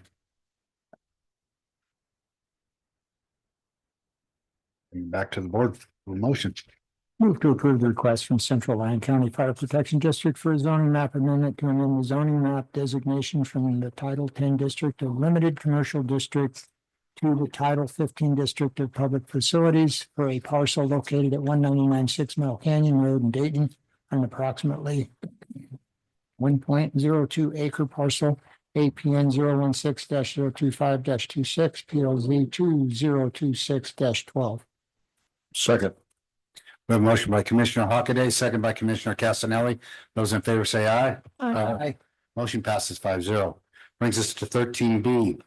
For possible action to approve the request from Central Lyon Fire Protection District for a conditional use permit for a general aviation airport to add a helipad to the existing fire station on land currently zoned C1 limited commercial district with a separate application requested to be zoned public facilities located at 199 6 Mile Canyon Road in Dayton on approximately 1.02 acres, parcel APN 016-025-26, PLZ 2026-13. Senior planner, Lisa Nash. All right, so this time we're here to discuss a conditional use permit for the actual use they're requesting of a heliport. And to do that, a heliport would be considered under the use of a general aviation airport. So we can skip to the next slide. The CUP is for the property that was just the subject of the zoning map amendment you just approved. So we'll go forward. Here's the site plan sketch for what they would like to do. The heliport's going to be located behind the building on the east side, replacing some of the existing parking and trailer storage where you see the H on the map. The conditions of approval will require a sound buffering wall, and it will be required to extend along the north boundary of the property and the west side extending from the north corner of the rear of the building. So we're going to try to buffer the residential that is directly to the west and north. These services will be of no cost to the county. The applicant or chief will go into this in more detail, but this isn't going to cost the county. It isn't going to cost, anything to us to have this additional service there except providing some space. And the applicant has stated that the flight plan is planned to be away from the residences and then turn towards Highway 50. There's no development over a lot of that portion towards Highway 50 right now. The other thing I want to mention is we have some comments in the conditions about no fueling on the site unless they come back and ask for the proper permitting they'll need, and that aircraft maintenance and stuff is planned currently to be at the Reno airport. So there won't be a lot of impacts different than is currently used at the fire station.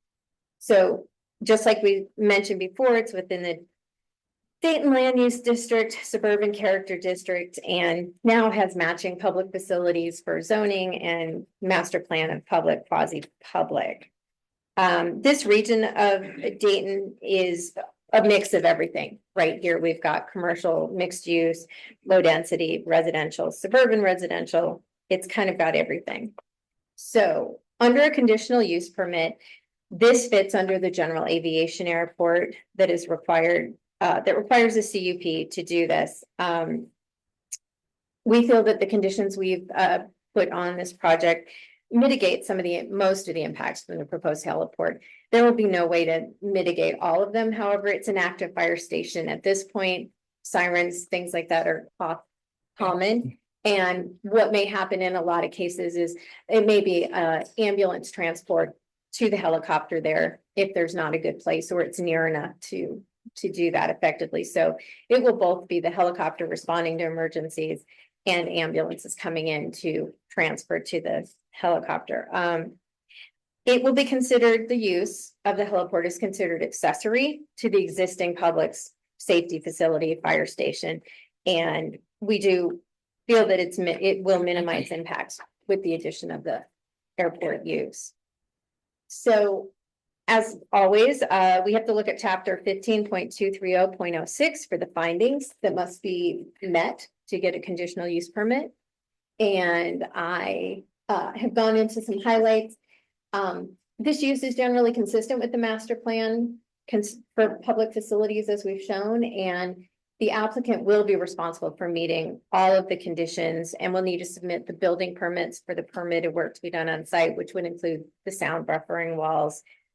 They also are going to be required to demonstrate to the community development director that the plans adhere to the standard noise, fencing, buffering, lighting, specifically addressing impacts of helicopter noise on residents units to the west of the building. We do feel that the proposed heliport is consistent with the site's role as an emergency response facility, and it's not adding or introducing an incompatible activity to the station. So this was also heard at the Planning Commission on April 14th and was unanimously approved. There were some positive comments from both the board and we've had a letter from the public that we've provided to you. So it seems to be, I have also received no phone calls, no letters, nothing in opposition to this that I am aware of. So the residents, having been noticed twice now for this, for both applications, I've heard nothing that anybody is in opposition to this. So with that, I know the chief has some presentation or statements he'd like to make, but I'm available for questions. I had a couple questions, and first I'll see if any of the fellow commissioners have a question. Go ahead, John. I have one quick question. I know you touched on the fencing, and the plan here says fencing to match the existing. And being that it's a general aviation airport or proposed as, is that fencing adequate for security purposes? I believe that we'll have to improve the fencing that's there for security around the help. Yes, that they will be improving that to make it a secure. And then we're adding the addition of the sound buffering wall. So it'll have to tie all that in. But I believe they're going to have to add gates to the rear and fencing to make it a secure facility. Okay. So you brought something up, or did you have? I was going to say that, today. yeah, I read the letter from the resident and back up supporting the helicopter pad. I do know that in Wellington, when the helicopters come over, we've got the noise. It isn't where it's an annoyance. We know that somebody in the community is getting help. And I think that's the standard thought process when it comes to helicopter noise and knowing that there's a metapad. Yeah. So you brought up that this falls under a general aviation airport. And I'm not concerned about the 1 acre, but if we were to do this on 100 acre and they were bringing it, would we be approving an airport? Or if they were only bringing in the heliport? No. I mean, for the zoning for one. If we were to do that, and the general aviation airport is a land use, we would, it would be restricted to what we approved. It might allow someone to come in and make an application for an airport later, but they can't just do an airport. But the whole total land would be zoned for an airport then. Well, yes, it would be zoned for. So it just raises a kind of a problem with me if that's the case down the road. Not for this particular 1 acre, but it's just you brought my awareness to the general aviation airport. Andrew Haskin, Lyon County Manager. So general aviation airport throughout our code requires a conditional use permit. And so that, one, if you were to approve just a heliport, you can't just go in and put in a runway without getting a modification to your conditional use permit. So it'd be whatever the board would approve on something like that. We had some, just probably 3 or 4 years ago, maybe it's longer now. We brought forward an ordinance to actually allow airports in county code because before they were actually not allowed. And we had this discussion as a part of that, and that's part of why we went with the conditional use permit and not permitted by right. So what was bringing up in my mind is if I as a personal person did a heliport and that's all I went for, and it was on 100 acres, then I sold the property on the county records, it would say that it was zoned for a airport. And that's the way that person would be buying that piece of property as an airport zoning. So there's no airport zoning. Okay.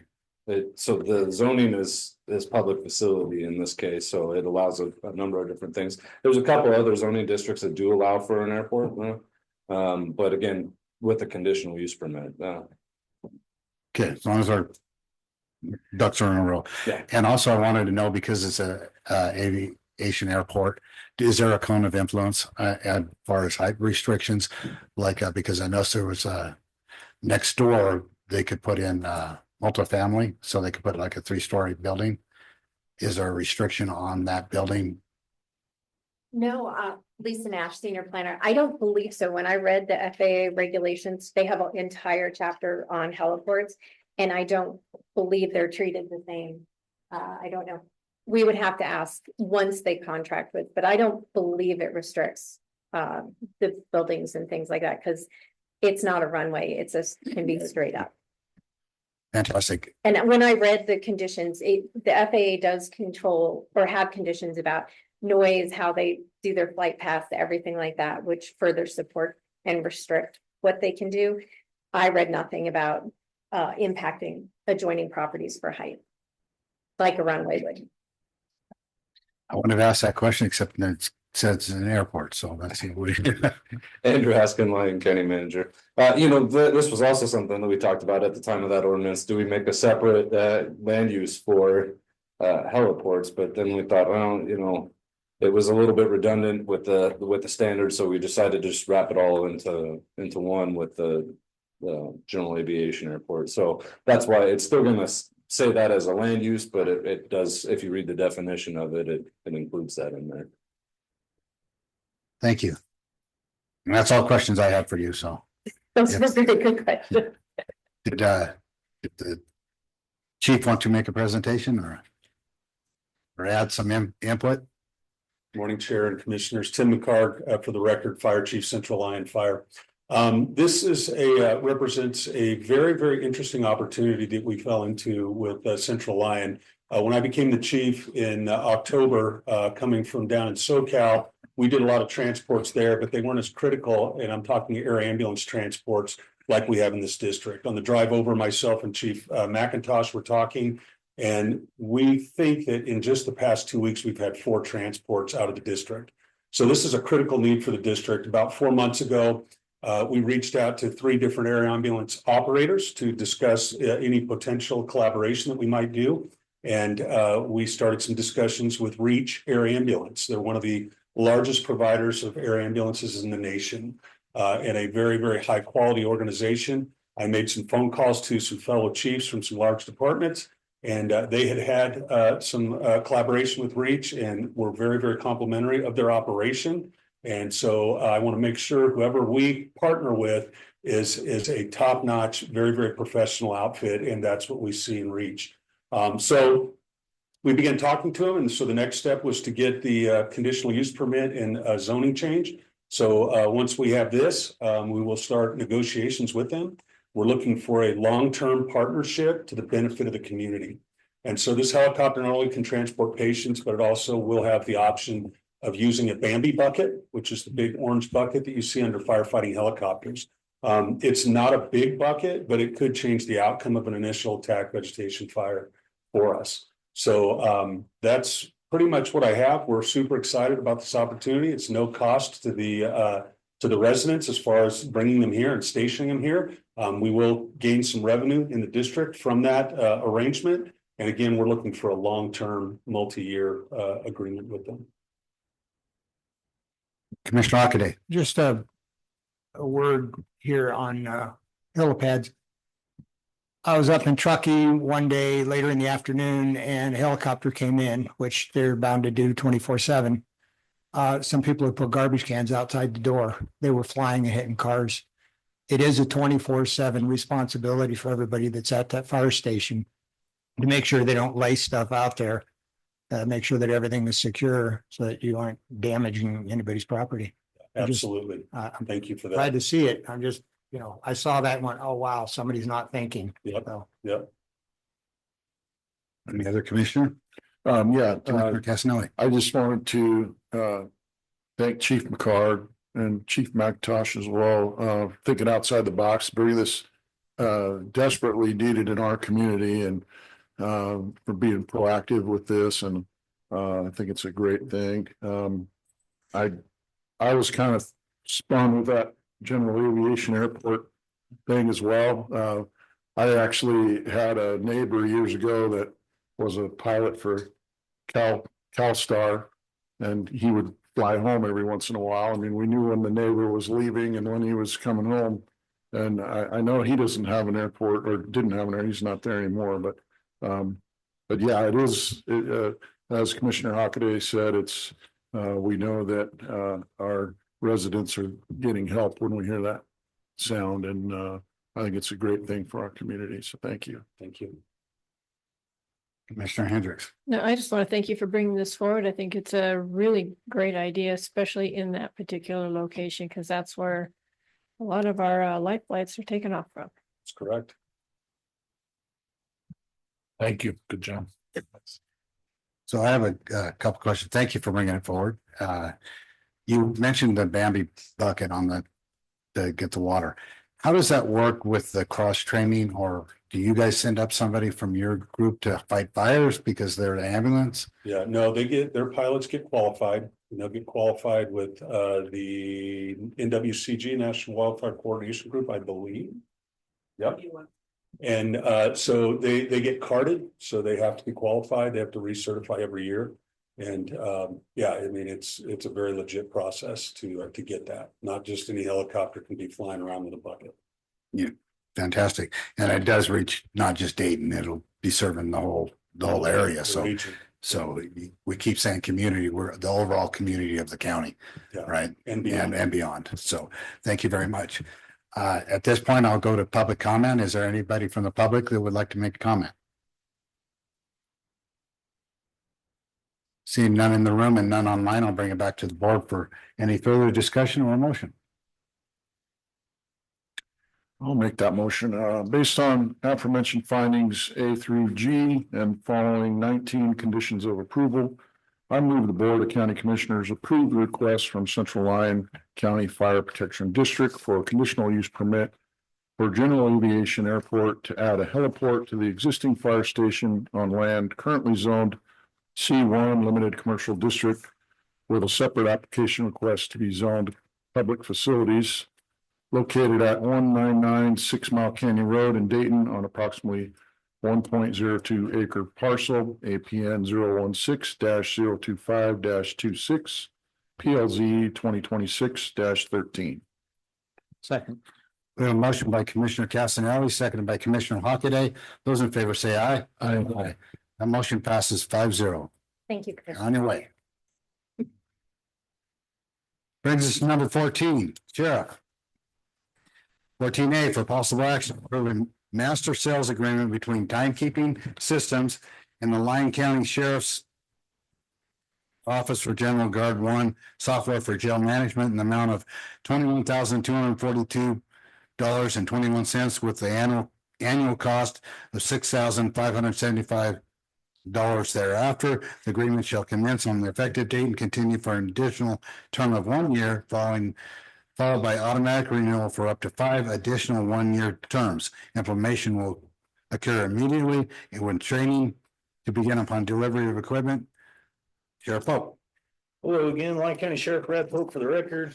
This is a pretty valuable system for our jail operations. It's a inmate tracking system and timekeeping system. I do want to point out that the funds used do not come directly from our jail budget. They come from our phone funds and commissary funds. Money that we earn through the sale of commissary and through the use of MA phones. So this is not a direct budget request. However, we're going to use those funds. So the system is good and like to have it. I know there's questions about the contract. The jail commander thought it was important to build in to the contract that if we didn't like the program, every year we could give a 60-day notice before the same point, probably this time of the year if you guys approve it today. We can give a 60-day notice that we no longer want to continue using their product and the contract is over. So that's why it says that 5 years additional with 1 year terms. So every year we can opt out of it. So we're not entering a 5-year contract into a product that we don't want to use. So the inmates are issued a bracelet. We scan them. It works with our report management system and our jail management system. Gives a lot more detailed time updates, 15-minute suicide watches, etc. So it's implementing a little bit more technology into our jail instead of handwritten paper notes. Any questions or comments from the board? Just a comment. Commissioner Hockaday. Yeah, I talked to Lieutenant Vandiver extensively about this because I looked it up on site to see exactly what the program was since I inspect the jail. It is a fantastic system and we get away from pieces of paper hanging on the wall. We keep track of cell checks. And since the jail is like 70% of our liability for the county, I look at every opportunity to make sure that we aren't getting in trouble in any way. And this really does a fantastic job as far as keeping track of just about everything going on. So I'm glad that you're going to get this system. If you guys approve. Any other comments? Go to public comment now. Is there any public comment in the room or online? Seeing neither, bring it back to the board for a motion. I'll move to approve a master sales agreement between Timekeeping Systems and the Lyon County Sheriff's Office for Guard One software for jail management in the amount of $21,242.21 with an annual cost of $6,575 thereafter. The agreement shall commence on the effective date and continue for an initial term of 1 year, followed by automatic renewal for up to 5 additional 1-year terms. Implementation will occur immediately with training to begin upon delivery of equipment. Have a second. Second. Have a motion by Commissioner Hockaday, second by Commissioner Hendricks. Those in favor say aye. Aye. Motion passes 5-0. Thank you. Brings us to number 15, Human Services. For possible action, accept a donation in the amount of $60 for events related to child abuse prevention from Four Corners Coffee and More. Human Services Director, Sheila Holmes. I think it's still morning. Good morning, Dr. Sheila Holmes, Director, Lyon County Human Services. For the record, this is a really easy one. We just had some community members want to be able to participate and donate to our efforts on child abuse prevention to be able to provide supplies and things to kiddos. And we have come to ask your approval to accept it. Thank you. Do we have any comments? Any public comment? Seeing none online, bring it back for a motion. Chair, I'll make a motion to accept this donation in the amount of $60 for events related to child abuse prevention from Four Corners Coffee and More. Second. I have a motion by Commissioner Jacobson, second by Commissioner Hockaday. Those in favor say aye. Aye. Motion passes 5-0. Brings us to utilities for presentation only. Utilities project update, utilities engineer Kishore Panda. Good morning, commissioners. For the record, Kishore Panda, utilities engineer. I'll give the project update from the last quarter of 2026. Here is a summary of all the projects right now at different stages. In the pre-design planning, we had 3 projects, if you remember. We have Silver Spring GID wastewater treatment plant effluent disposal study. Last quarter, we had also 2 projects, engineering studies type that was completed in the last quarter, which is the bottom 2, Silver Spring GID wastewater treatment plant loss dewatering and disposal alternative study. as well as lift station 1 condition assessment. So we finished those two projects, two engineering studies last quarter. Projects in design, we have the Rose Peak water main replacement. That's still in the design phase. Two projects in construction, rolling a wastewater treatment plant phase 4 expansion, which has been there for at least more than 2 years. Highway 50 Dayton Valley Road sewer replacement project phase 2, which was in the design phase, it moved to the construction, started in sometimes in March. So this is a highlight summary of all the projects. So next slides, as usual, I'll give some details, additional details on each project. Silver Spring GID effluent disposal study. As you know, we are trying to explore a few options to, this is a ARPA funded project. There are 4 tasks involved. Evaluation of the infiltration capacity of the soil right now within the airport, which we have not done any progress so far, but good news is with some access to the airport, we are going to do some capacity study of the existing soil where we are putting our effluent right now, so that to find out whether that soil can take the full built out capacity from the treatment plant. Second task was to complete the preliminary engineering report. Basically, that report engineer to explore is there any other effluent disposal options out there, so that we don't have to rely on the landscape irrigation as well as the airport effluent disposal in the soil. So that study we basically began last month. So hopefully pretty soon we are going to complete that evaluation report. The third task was effluent disinfection system evaluation. That study has been done. We are expecting the final tech memo probably within a couple of weeks. The last part of this study was effluent filtration system evaluation, which was done a few months ago. And if you remember, we applied for a grant funding based on this technical memo. We got about 60% funding from the Nevada community grant funding. Right now, the filtration system, we are planning to start the project sometimes in the fall of this year. I think rest of the things, basically some engineering studies type technical report will come up. Next one. Rose Peak water main replacement. This project is still in the design, as it involves the design as well as completing the grant application. As you know, we got about $2.5 million grant funding from US EPA community project funding. For a total project cost about 3.2 million.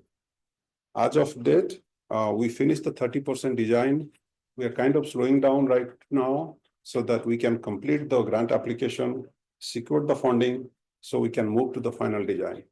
Last board meeting, board basically approved additional engineering cost of funding to complete the project up to the construction beginning, so that we can complete the 100% design, build the project, select a contractor so that we can move to the construction. So as of today, we are still working with the grant team to complete some of the required activities, including NEPA process, some cultural resource study. There is, I think, some other activities we are doing with the EPA, Region 9. So once that part is done, hopefully by end of summer, we'll start the design phase, move to bid the project sometimes in winter, start the construction sometime in January or February of next year. Next one. Rolling a plant phase 4 expansion. This construction began in October of 2023. It was a 24 months project. Board approved some time extension based on certain issues we had in the project. Right now, the final completion date was April 17th. As of date, we can say the major construction have been done, but there are some quite a bit performance, equipment control issues that we are tackling with the contractor. There are some defective work also engineer identified in the project. Contractor is working with the vendor to supply brand new components so that they can replace the defective work in the reactors, which is right now we're expecting to be done during summertime. With regards to the project, we are using the project components to our process. They're working fine, but those components, they're not performing, as well as defective works we need to correct. So to that regard, still the project is not finally completed as per the contractual agreement.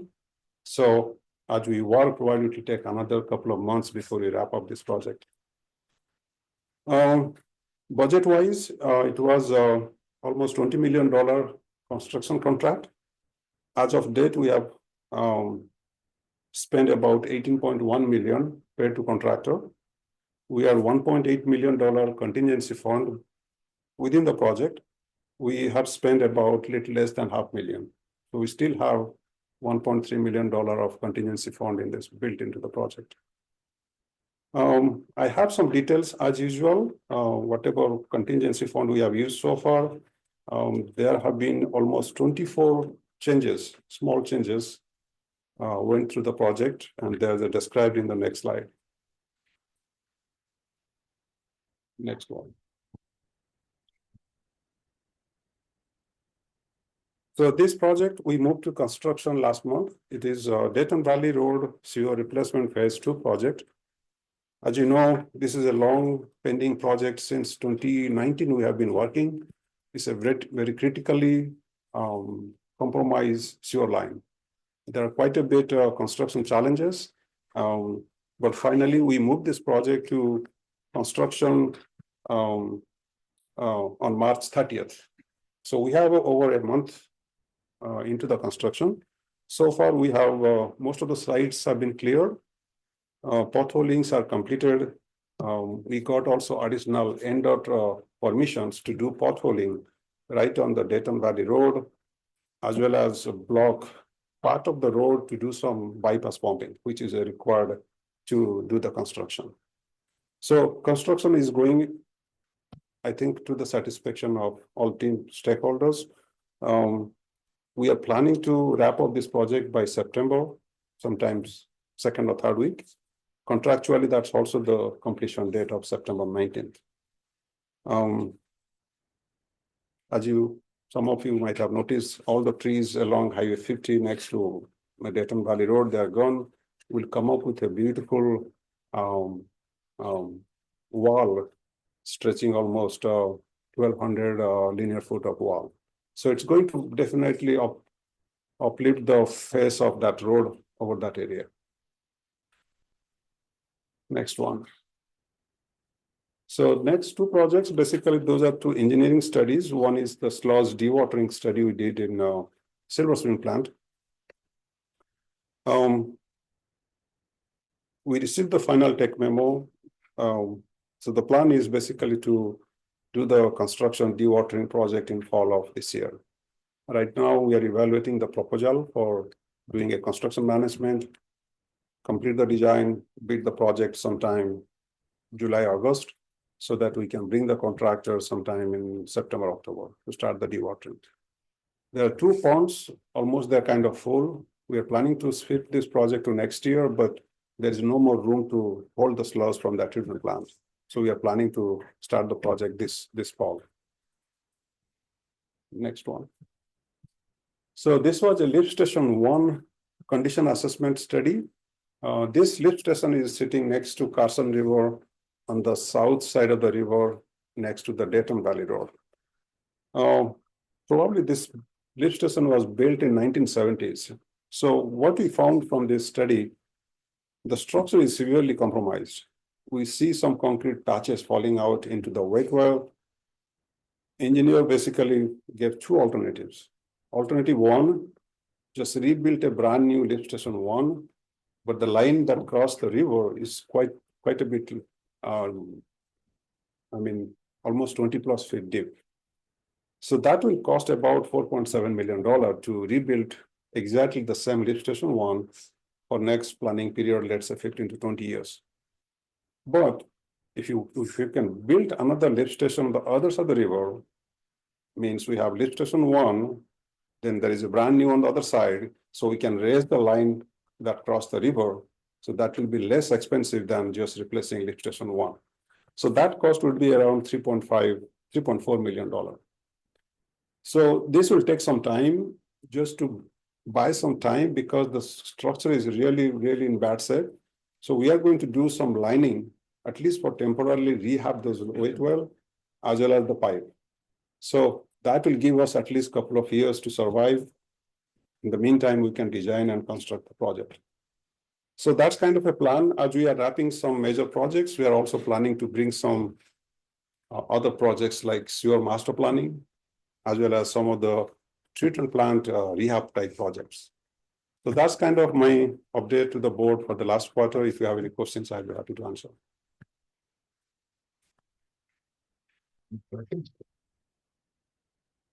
I got one quick question on lift station 1. If you went to the alternative on the other side of the river, does that cost estimate include acquisition of the property over there as well? There is a portion of the area, I think county 1 parcel. We'll try to see how we can utilize that. If not possible, then we'll explore on other options to locate the lift station so that we can acquire the land quickly. Yeah, okay. Yeah, just refresh my memory on the Dayton, the piping going under Dayton Valley Road. I know that's single access. Is that boring or is that trenching? Over the Dayton Valley Road is a jack and bore. It's what? It's a boring. Boring, okay. There is also another boring downstream. You see that creek, we call this Gold Canyon. Because there are a bunch of utilities, including AT&T lines, we didn't take the risk to touch they call $1 million AT&T line. So we are also going a boring through that creek also. The rest of those sections, they're open trench. Thank you. Seeing no more questions, thank you.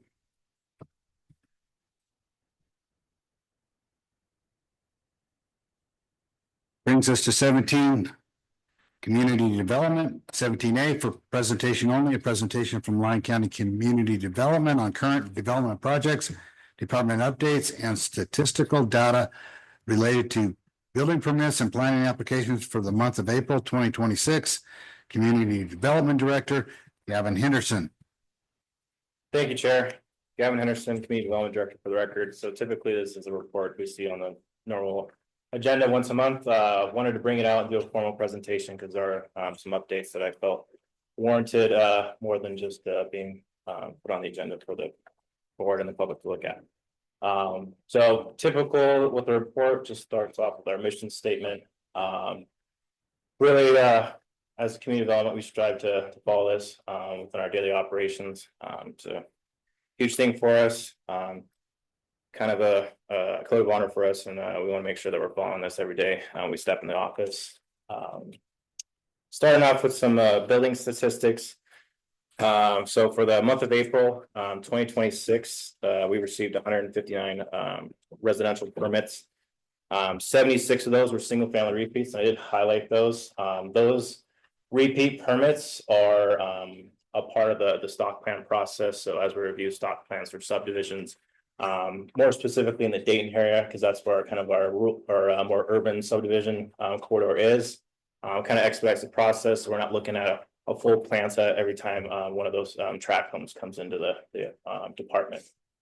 Moving forward, inspections. So our 2 building inspectors completed 817 inspections during the month of April, which was about 100 more than typical. And then our current building permit plan review time is in that 2 to 3 weeks range. Moving forward, we get into the commercial data. I just highlighted some of the most common permit type applications that we received during the month of April. So we got 2 new construction permits, 1 sign permit, 2 tenant improvements, and then 5 commercial site grading permits for the month of April. So we're still continuing to see a lot of commercial development throughout the county. 2 construction permits to note. So we have a permit at 70170 Highway 50 Mark Twain. That's for a new 48 stall RV and boat storage facility. And then another one was 1680 Spruce Avenue, Silver Springs. This was our new detached locker room and restroom structure at the existing facility. So we can kind of see overall a diverse set of permit applications just in those 2 specifically.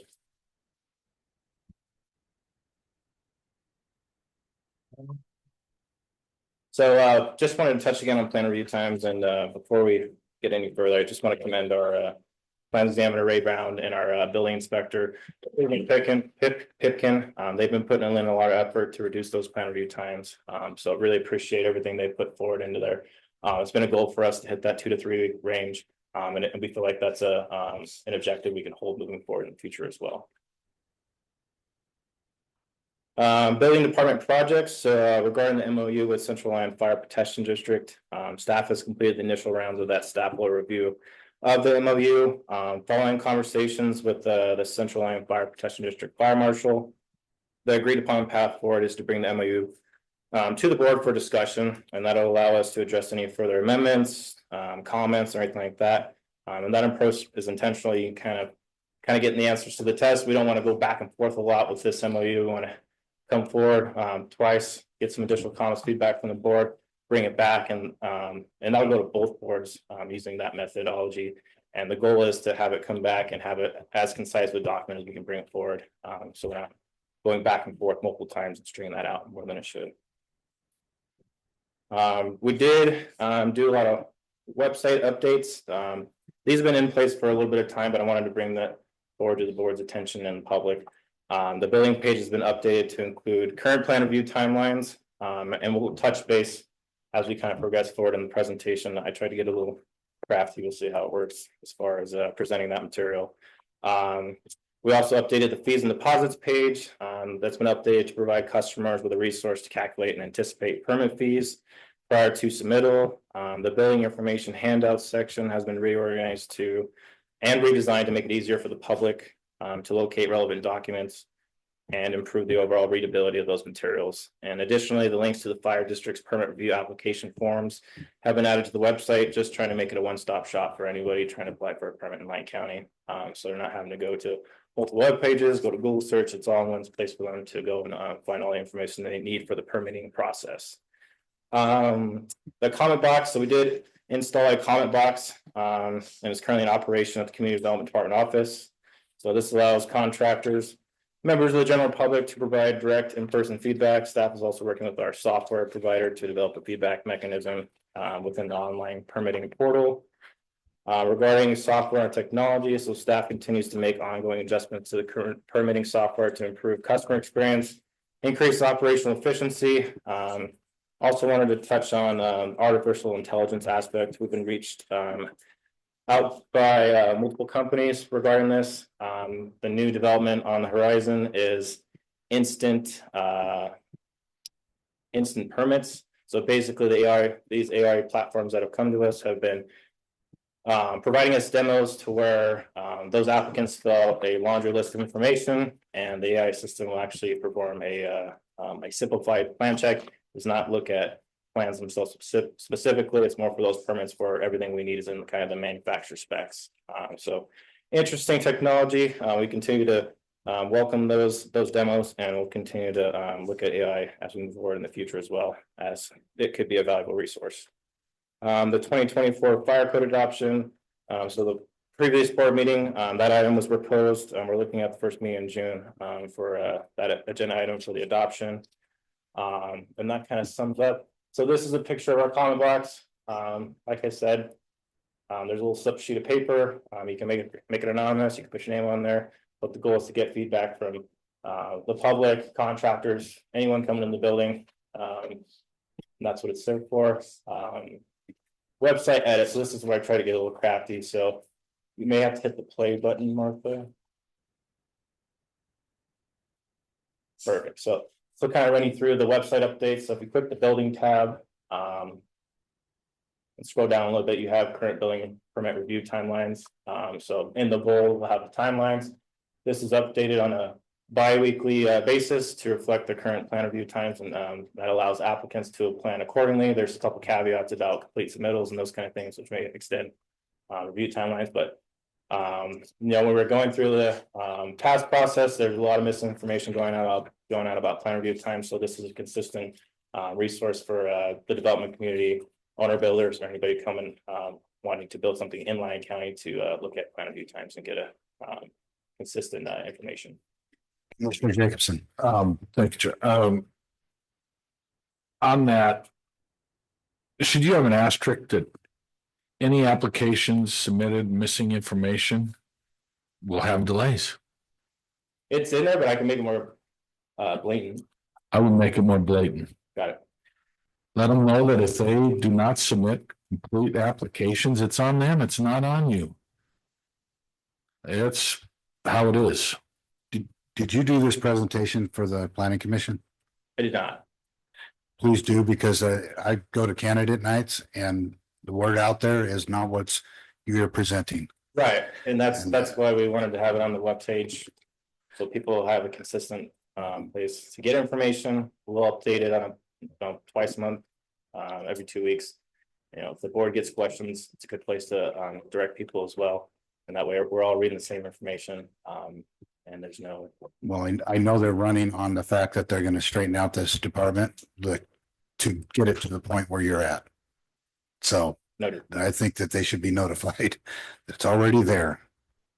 Thank you. Yeah, and if I can, I will agree with Commissioner Keller, Commissioner Jacobson, that, we still hear, and I know, we all saw that email and your response, I think, was fantastic.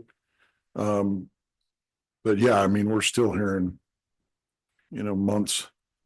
And but I think you're doing a good job, and 2 to 3 weeks is an aggressive goal. And next time you open that comment box, I'd like to be in the room. Say we have not received any comments. Okay, thank you. And just to touch on the review timelines, like I said previously to the board, but we go in, we take the oldest permit, we put a week on both sides to give you that estimate. So if you look at 2 to 3 weeks, our oldest permit system is 2 weeks old. So.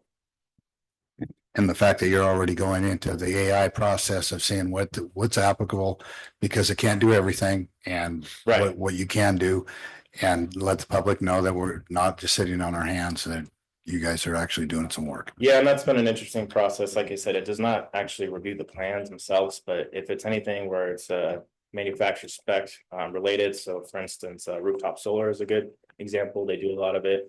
A lot of the demos were in California, Bakersfield, and those kind of things is where they're actually being implemented. But it's an automatic issue permit. You provide it, it fact checks it, per the building codes, for the county code, and then it's kind of an automatic issue. It's kind of weird as far as implementation, because you can pull it into your system, but that's a huge cost, or you can add that charge back to the applicant. So that's how they're kind of all setting it up. But like I said, it's an instant conversation, and we're welcome to have those, because I think it's going to be a good resource for everyone moving forward. Thank you. Go ahead and proceed. Oh, wait, Commissioner Hockaday. Yeah, I just want to thank you for getting involved. I know you sent me an email on the Lower Colony Walker River Conservancy or Walker Basin Conservancy issue. I did recommend that the Citizen Advisory Board put it on the agenda. So you might be looking forward on that. Maybe have a representative there. Absolutely. I know the Conservancy is going to have probably somebody there whenever that gets on the agenda for their board. Anytime. But thank you for getting involved. Absolutely.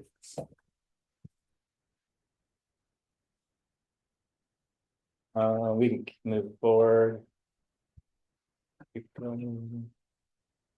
Like I said, try to get crafty sometimes.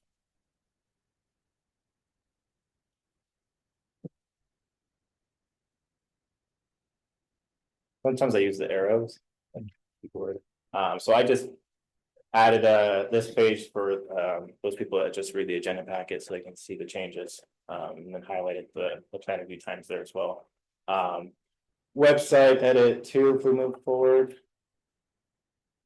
Fees and deposits. So like I said, you have to press play again. Just kind of walks you through the button pushing and where to find this information. If you go feed and deposit, so we redid this whole page. We provided the fee schedule, the building valuation table, talked a little bit about permit fees, taxes and those kind of things. So utilizing all this information, you should theoretically be able to estimate your building permit cost. It can still be a little bit of a process, so we always encourage owner builders, contractors, anyone who wants to ask those questions to reach out to building department. We can get that information pretty quickly. But again, wanted to make this webpage a resource for everyone involved in the building permit process in Lyon County.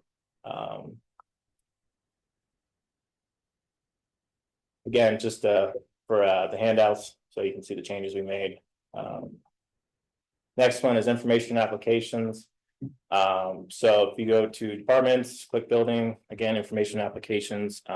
We originally all the information was just kind of put in there. I mean, the titles of it all were there.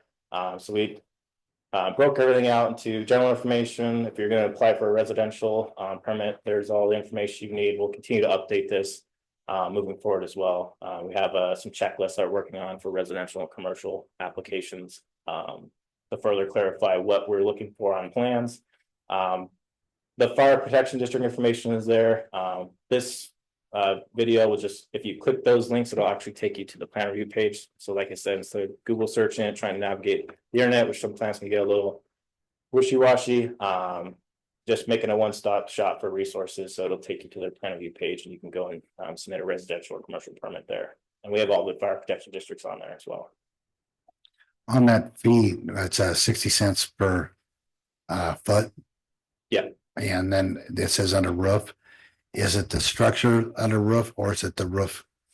Are you speaking for the fire? No, on the other one that you switched to this one and it said 60 cents on the fee, but it says under roof. Is it the structure under, so you measure the building? Right. Not the roof. Footprint, yeah. Yes, okay.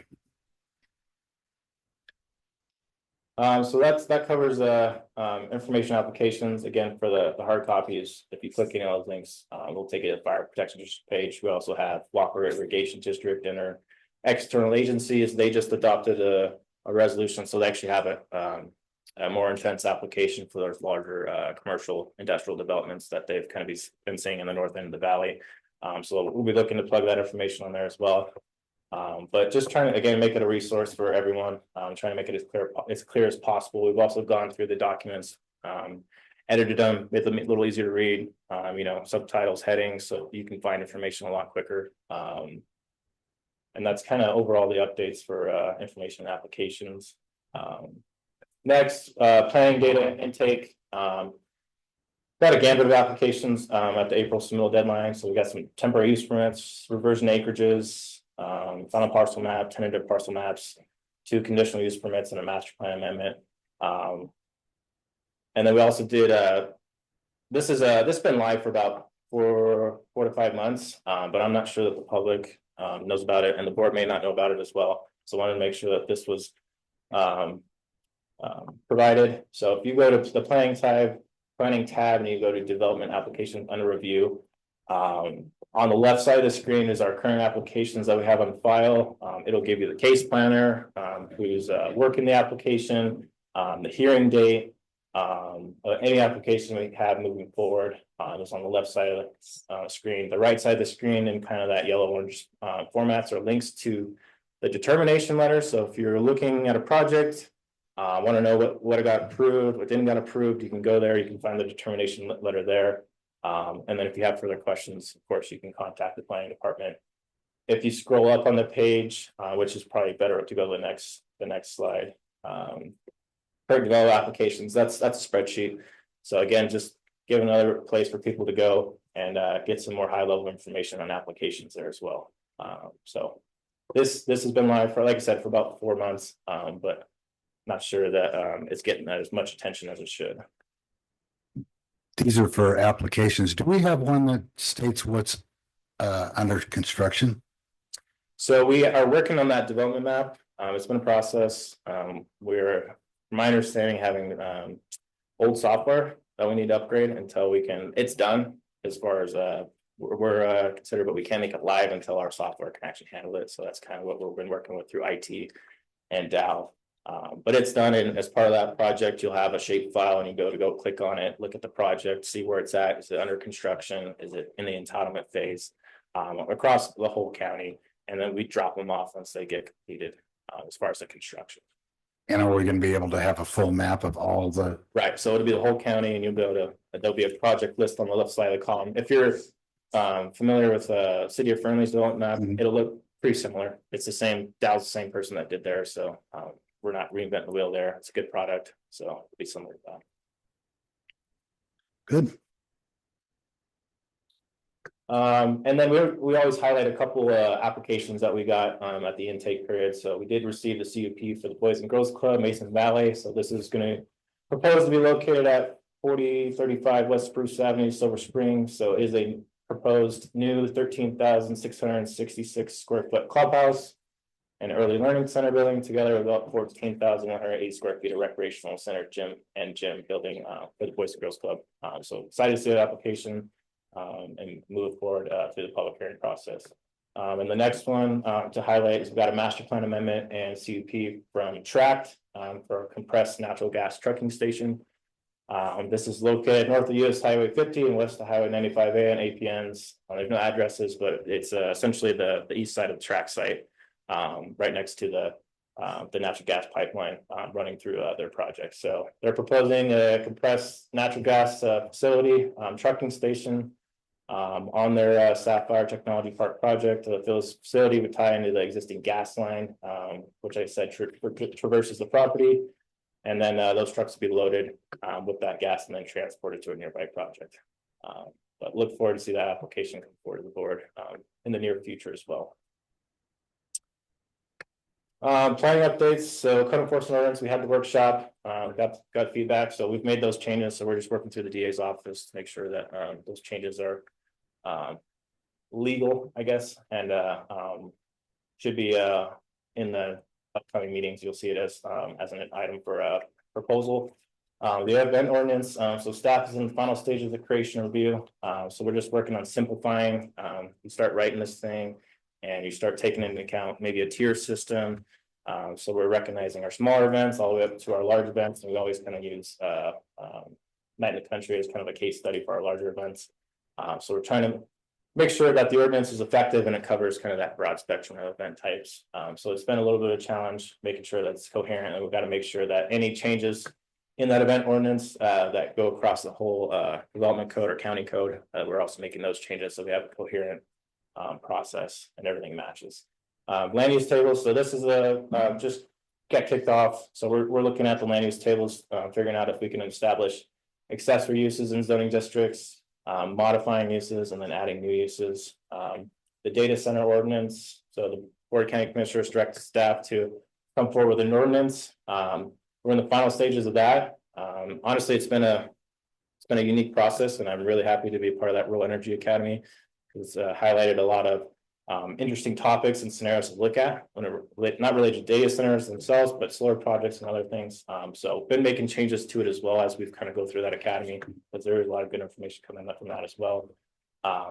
Plan there is to probably come forward and establish a workshop date to discuss it. We've had multiple developers come in and want to be a part of the process, which I think is good. And then so that's kind of where the data center ordinance is. Other projects, so we're working with Lyon County Utilities, County Engineer, Roads Department to develop a design criteria and improvement standards manual. So right now, standard details, design standards, those things are kind of they're bifurcated. Sometimes they're hard to find, so we're trying to make a cohesive document. So if you want to construct any sort of large scale commercial industrial development subdivision, you have basically a manual to follow. It'll have all the information you need to have in your plans, the standard details that you have to have in them. So that'll be a good project to help everyone out in the future as well. We got the first two sections of that done, which is kind of the intro and what the improvement plan should have on them. So next we'll step into roads, then utilities, and then probably storm drainage as well, because we are lacking some standard details in that category as well. So active development projects, we just like to touch on, as Commissioner Keller mentioned, some active development projects. So Lieber Solar Project, so they technically have all permits issued from the county that they need. They did, from my understanding, finish the paving work from the cattle guard at the after the first 8/10 of a mile of East Walker Road all the way to State Park. Went and drove that the other day, turned out pretty good. So excited to see that done, but they're actively underway. Sutherland Truck Stop, as Commissioner Hendricks mentioned, they are open in operation. Hopefully they have a successful grand opening. We're rolling about counseling, so that project's been issued.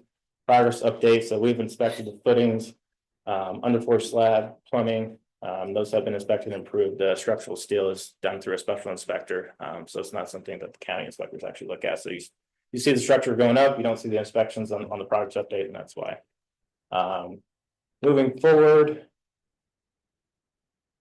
we have the MB Energy laydown yard, so we've issued the grading permit, the temporary use permit. They can't commence operations until we get the road maintenance agreement for Blackhawk Road in place. So they've been working on that to provide us that. We've allowed them to conduct minimal activity on the site, and I believe they did attend the Stagecoach Citizen Advisory Board last night. Comstock Metals Corporation, so we have both the recycling storage yard, which was a previously approved CUP.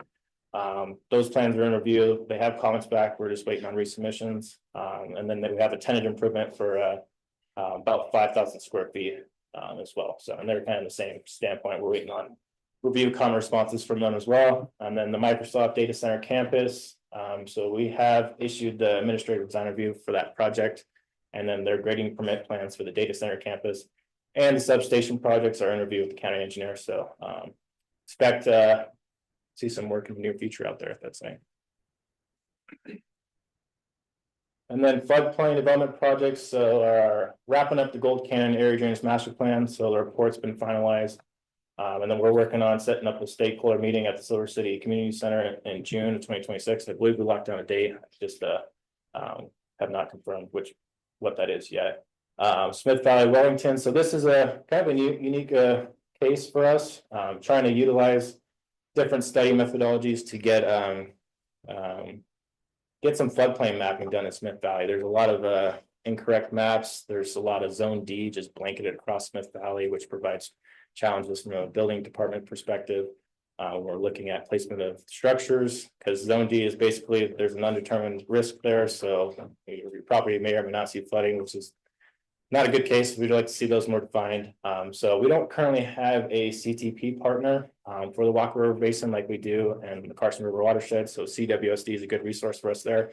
And that's why we see a lot of area drainage master plan projects being rolled out in that area. So we're actively trying to pursue a CTP partner. We're even seeing if Lyon County ourselves can provide that service. And then we can go try to acquire grant funding for drainage master plans for Smith Valley, Wellington, Mason Valley.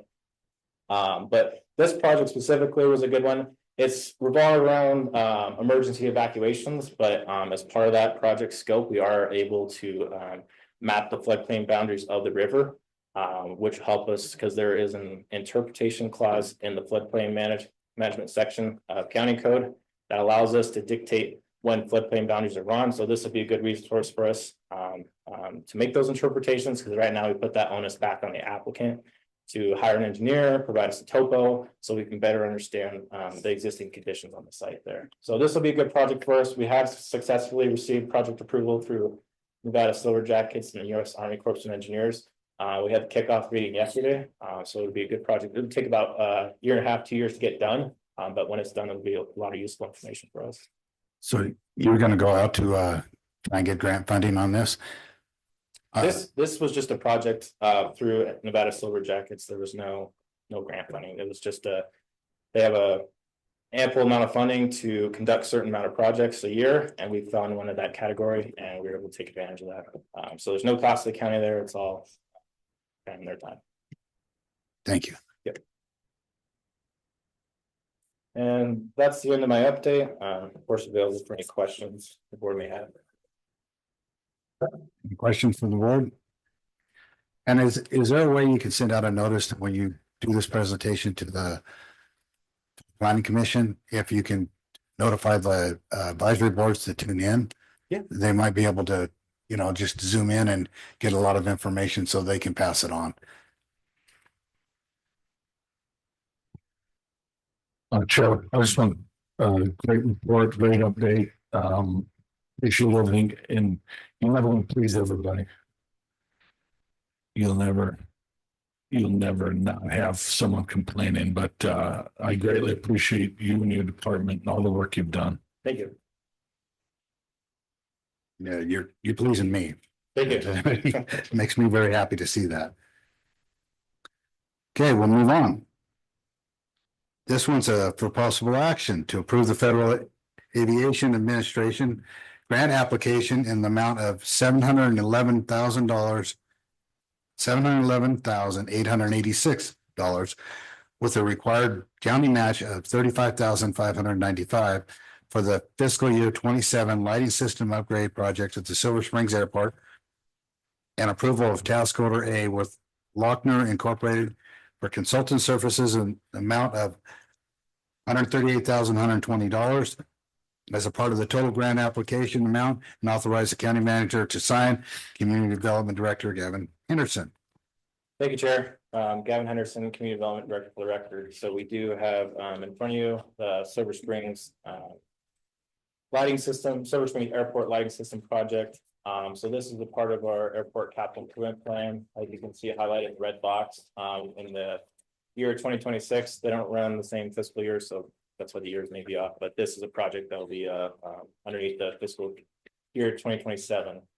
So basically what this is just a breakdown. It's an estimated cost, and we'll kind of see that moving through the slide deck. We did see a slight increase just based on project bids came back a little higher than the estimated. But essentially it breaks it down into the grant that's going to be funding it, federal match, the local match. It is a 5% local match, and then the total cost of the project. So we can see the estimated total cost was $660,390. It's funded by the Investment and Jobs Act with a 5% local match. So therefore, our local match was estimated at about $33,000 there. Moving forward, project overview. So this project is to replace the airfield lighting to LED. It's kind of an interesting scenario, but the county manager and I went out there and walked the site with the airport maintenance individual, and he was telling us a story that the bowls themselves out there are specifically manufactured out of Germany. So when they go out, it's not just go on Amazon and buy one. It's I got to go call and ship them in from overseas. So from that standpoint, yeah, replacing the airport lighting to LED is going to be a huge thing for the airport. We're also replacing the runway edge lights, the precision approach path indicators, and runway and identifier lights. Those are the names themselves are kind of self-explanatory. You can think of the runway end lights or those lights at both ends of the runway that illuminate so pilots know where the end of the runway is when they're traveling at night. And then the runway edge lights, again, it's just so again, pilots know their limitations when they're taking off and landing. So why it's needed. So the existing vault equipment and wiring are more than 20 years old. So that in the airport world is at the end of useful life. So we're looking forward to replace that. Current lighting does not meet the standard for terrestrial involving light layout. So again, having a hard time replacing those.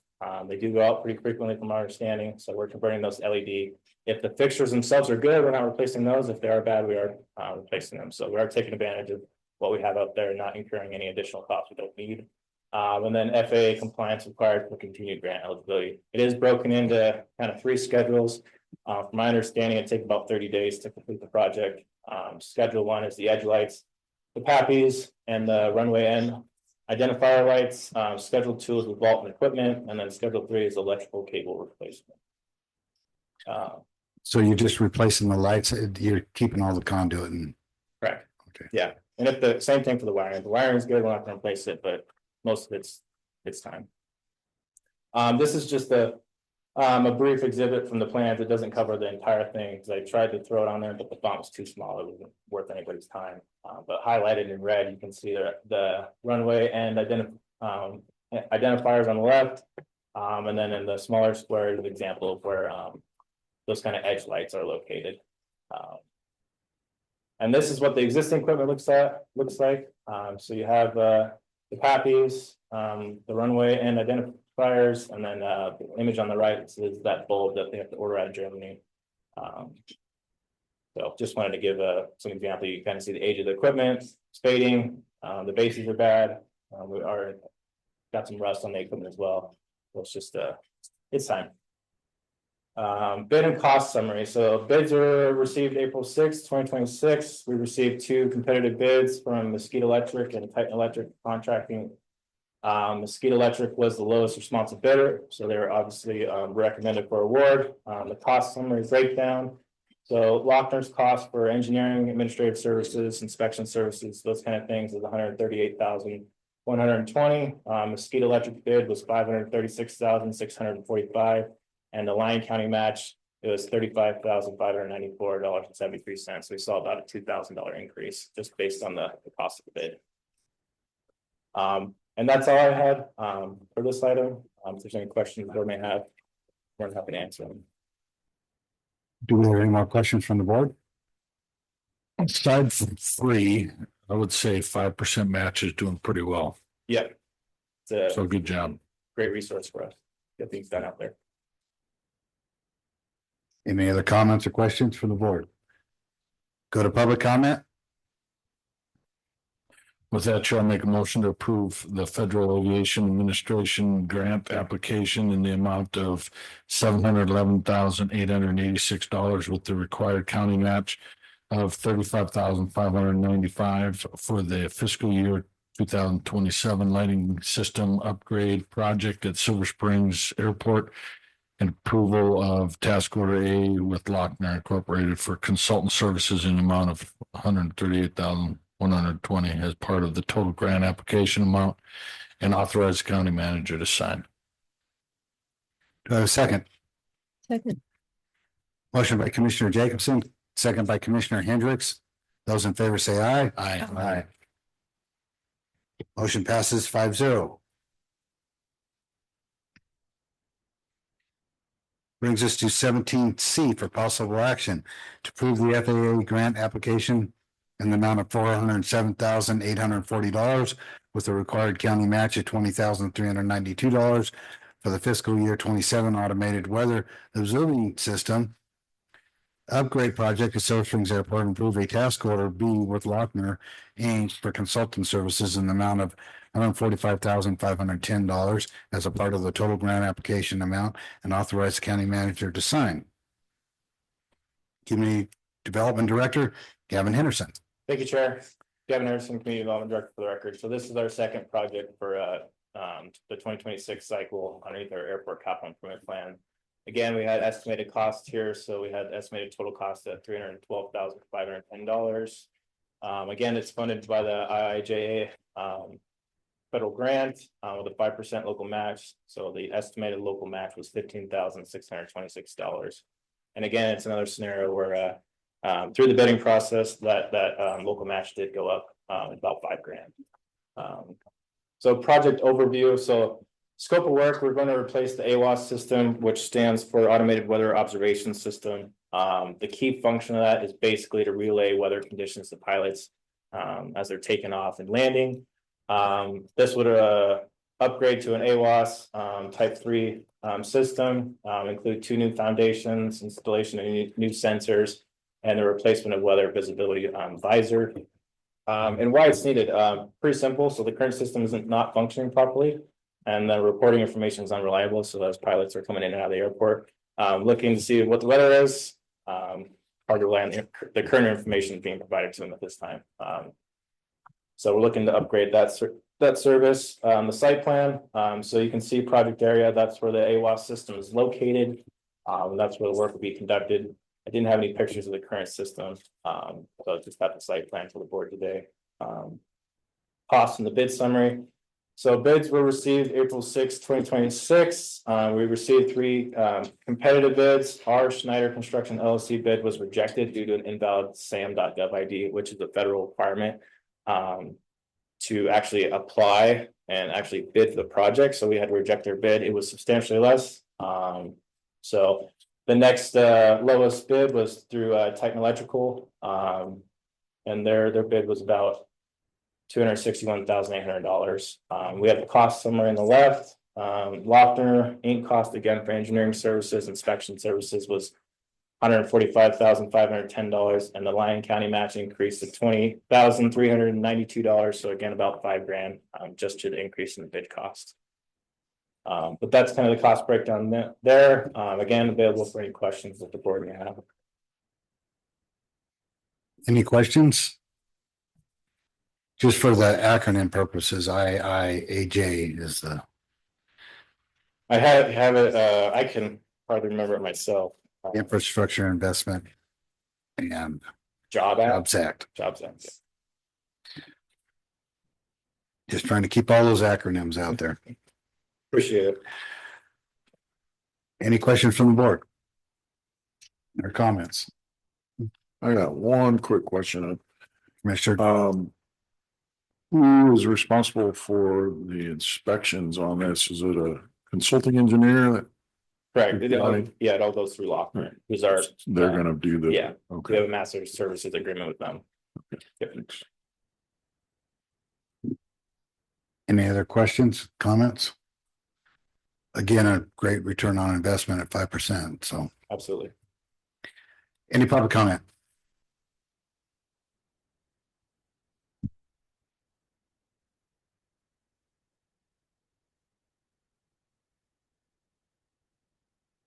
Robin Biggs for the record. I couldn't tell from that one map. It looked like it was gonna be an island, like two roads. I don't know. He can't answer me if there's gonna be two roads.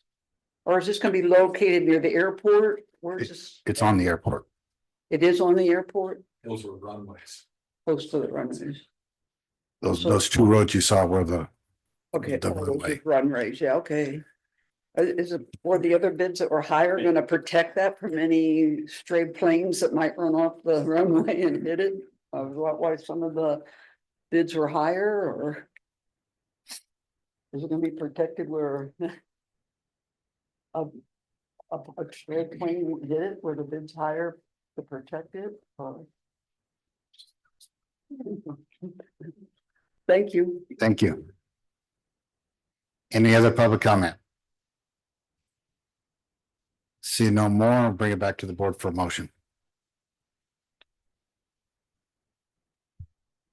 I'll move to approve the FAA grant application, the amount of $407,840 with required county match of $20,392 for the fiscal year 27 automated weather observation system AWAS upgrade project at Silver Springs Airport. And approval of task order B with Lochner Inc. for consultant services in the amount of $145,510 as part of the total grant application amount, and authorize county manager to sign. Second. We have a motion by Commissioner Casanelli, second by Commissioner Hendricks. Those in favor say aye. Aye. Motion passes 5-0. Brings us to number 18, Comptroller. 18A for possible action. Chair, can we take 2 minutes? We can take 5 minutes. Sorry. 5-minute break.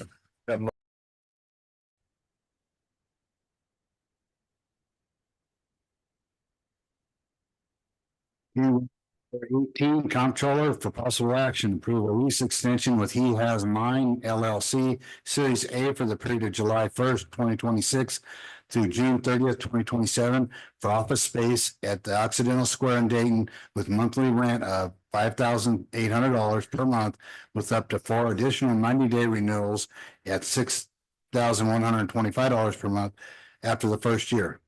Comptroller Josh Foley. Josh Foley for the Lyon County Comptroller for the record. This is hopefully the last lease we bring to you for this property because we'll be moving into the Dayton Government Complex sometime around now next year. So this just gives us the ability to be there 1 more year. And if construction gets delayed for whatever reason, we can give them some 90-day notices or 60-day notices and be in their 90 days. Any 90-day notices. Any questions? Any questions from the board? Or comments? Go to public comment, online and in the room. Seeing none, bring it back for a motion. Move to approve a lease extension with He Has Mine LLC Series A for the period of July 1st, 2026 through June 30th, 2027 for office space at Occidental Square in Dayton with monthly rent of $5,800 per month with up to 4 optional 90-day renewals at $6,125 per month after the first year. Second. We have a motion from Commissioner Hockaday, second by Commissioner Casanelli. Those in favor say aye. Aye. Motion passes 5-0. 18B for possible action, approve a salary increase for a law clerk, employee number 1542, effective June 1st, 2026 to $73,520 from $66,026 with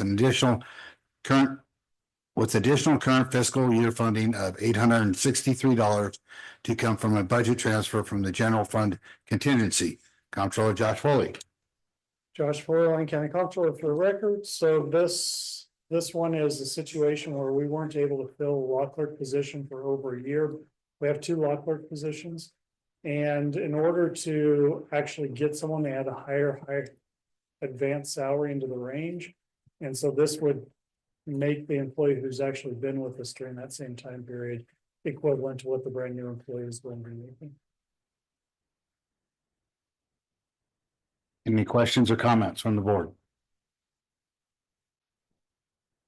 Any public comment in the room or online? Seeing none, I'll bring it back to the board for a motion. Move to approve a salary increase for a law clerk, employee number 1542, effective June 1st, 2026 to $73,520 from $66,026 with additional current fiscal year funding of $863 to come from a budget transfer from the general fund contingency. I have a second. Second. We have a motion by Commissioner Hendricks, seconded by Commissioner Castanelli. Those in favor say aye. Aye. Motion passes 5-0. 19 Advisory Board, 19A for possible action. Acknowledge the resignation of Carrie Kidder from the Smith Valley Citizen Advisory Board. Citizen Advisory Board Liaison, Martha Tapia. Good morning, Martha Tapia for the record. I just want to thank Ms. Kidder for her service to the board, and I'm here if you have any questions. Any questions or comments from the board? Just, I wanted to thank Carrie Kidder for her service on the board. Also, I know she has family situation and had to resign, but thank you for her time on the board. Any public comment? Seeing none in the room or online, bring it back for a motion. I'll move to acknowledge the resignation of Carrie Kidder from the Smith Valley Citizen Advisory Board. Second. We have a motion from Commissioner Hockaday, seconded by Commissioner Jacobson. Those in favor say aye. Aye. Aye. Motion passes 5-0. 19B for possible action. Acknowledge the resignation of Loretta Sell from the Planning Commission. Lyon County Manager Andrew Haskin. Andrew Haskin, Lyon County Manager. So we received a letter of resignation from Loretta Sell from the Planning Commission. Want to thank her for her service. She's been fantastic to work with on the Planning Commission. Just really want to recognize her. I too want to thank her for her service. She's been there for quite a long time, and she's been very helpful. Any other comment? I'll just comment that also thanking her. She was on the planning commission while I was on the planning commission, so she has been there a while. So I thank her for her service. Just echo the sentiments already stated. Thank you very much, Ms. Sell. Yes, I want to thank her as well. She's brought a lot of experience and wisdom to that commission. Yes, it's always tough to lose people with a lot of experience in the planning commission, so we do thank her for her service on that commission. It is a lot of work. Any public comment? Seeing none online or in the room, we'll bring it back for a motion. Move to acknowledge the resignation of Loretta Sell from the Planning Commission. Do I have a second? Second. Motion by Commissioner Hendricks, second by Commissioner Casanelli. Those in favor say aye. Aye. Number 20, County Manager for possible action, authorize and select county commissioners to attend the 2026 NACO, National Association of Counties Annual Conference and Exposition in New Orleans, Louisiana, July 17th through the 20th, 2026 at an approximate cost of $3,500 per person. County Manager Andrew Haskin. Andrew Haskin, Lyon County Manager. So it's that time of year again. The NACO, the National NACO Annual Conference is coming up in New Orleans. And so it's time to pick representatives to go. New Orleans in July doesn't sound fun to me, but it might be a good time. And I do like to get in it earlier on because we're trying to get to that save some money on the early bird stuff instead of waiting till the last minute to apply for stuff. So I'll start with commissioners. Hockaday, are you interested in going? No. Commissioner Casanelli? No. I am. Commissioner Hendricks? I am. Commissioner Jacobson? I would, but I'm not interested in sending 3, so I will.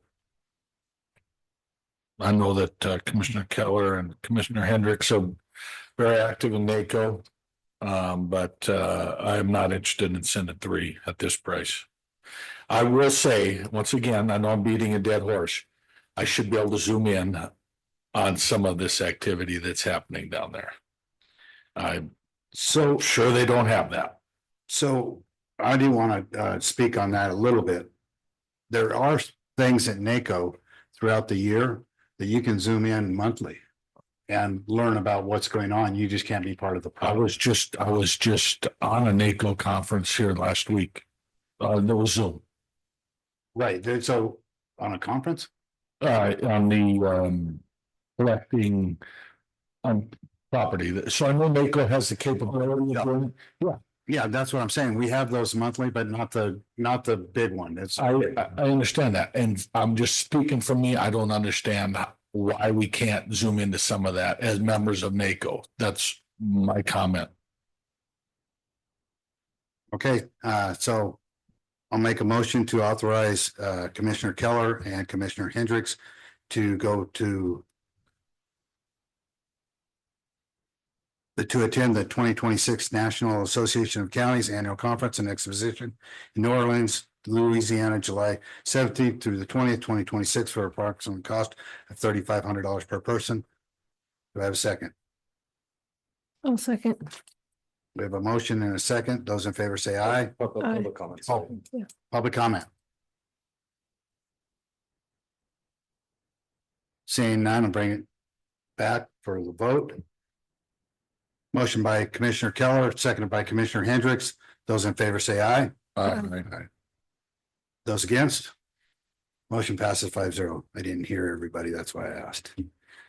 For possible action, discuss 20B. For possible action, discuss and provide direction to county manager in regards to developing a bill draft resolution for the 2027 legislature, which may include discussion of possible topics for a BDR, direction to staff to research and come back with information related to a possible BDR and input from the public on possible topics for BDR. The board may direct staff to prepare a resolution, bring back to the board for further consideration. Andrew Haskin, Lyon County Manager. So it is that time again. We have to start thinking about the next legislative session. But we have to, if the county chooses to submit a bill draft request, we get one, and we'll have to submit it by September. So we need to start working on that now. This will be a standing agenda item until we have selected our bill draft request. I know staff is working on a number of different things, and we'll eventually come back with the proposal on it, but wanted to make sure that we were getting this on there so we can start having that discussion, see if there's any priorities that the board would like us to research and look at, and come back prepared with. Any comments? I just had a question. Is there an appetite to continue the one that we had last time on the GPS thing, or is that not gonna try again? Or I just kind of have to defer to Taylor Allison, who's out this week on that. My understanding of kind of where it was at is that it went to committee. They felt that we could already potentially do our own pilot program. I wasn't exactly sure how that was going to work out, and she was working through the details on that still.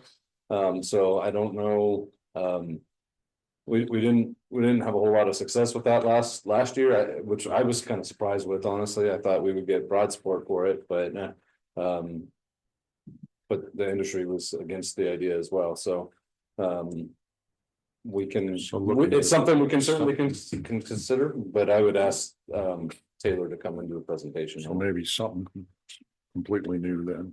I think they were going toward a trial study and include some other people involved in that. Maybe that's what it was. I think that's where they were headed with that. So it's in progress, but it's more or less neutered off the bill. Yeah. So, and that's what happens down there. So. Any comments? Any other comments? Okay, well, we'll just keep it on there and no. Public comment? Seeing none. It says for possible action, but we didn't have anything, so just leave it on the agenda for unless somebody has a motion. Okay, just leave it on there for the next meeting. Thank you. Brings us to number 21, agenda request. Administrative policies and procedures 105, commissioner member or elected appointed department head may request an item be considered for a future agenda item by either making an oral request at a county commission meeting or submitting the request in writing to the county manager at least 30 days prior to the meeting for which the item is requested to be placed on the agenda. I will start off with Commissioner Hockaday. No request. Commissioner Casanelli. Yeah, I got one today, and this is basically we had a really good project, in my opinion, that came forward that couldn't move forward due to some zoning issues, and I just want to request a review on Title 15, specifically in the H1, H1S allowed uses table, and how that meshed with the old Title 10 M1. I'm not suggesting that we move backwards. I just want to see if we can look at maybe adding tools to the toolbox if a project makes sense, whether that's conditional use permit, special use permit. It's something. So I would like to request to look into a table review on that, on allowed uses. Commissioner Hendricks. No. Commissioner Jacobson. Yes, thank you, Chair. I'd like to invite Bryn Oscarson McLean. She's with CareSource. She's a rural health liaison. And I believe she'll speak to Medicaid, Medicare changes and stuff of that nature for us, as I know that's a big issue. And I have her information here on the card that I'll give Martha. And I don't have any right now, so I'll go back to Commissioner Jacobson for commissioner comments. I have nothing at this time. Commissioner. Yeah, I just want to offer condolences to the friends and family of Kim Fairbanks. She was a prominent member in our community, one of the people that always stepped up to help, and she'll be missed. Commissioner Casanelli. None at this time. Commissioner Hockaday. Thank you to Rosie's for sponsoring the fundraiser for the 4th of July committee. That was on the 3rd of May, or we were saying the Tres de Mayo dinner.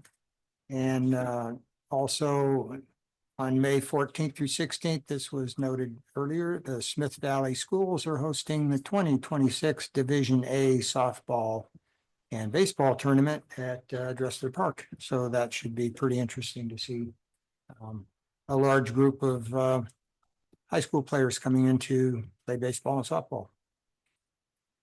Thank you. And I don't have any commissioner comments at this time, so go back to public participation. Do we have any?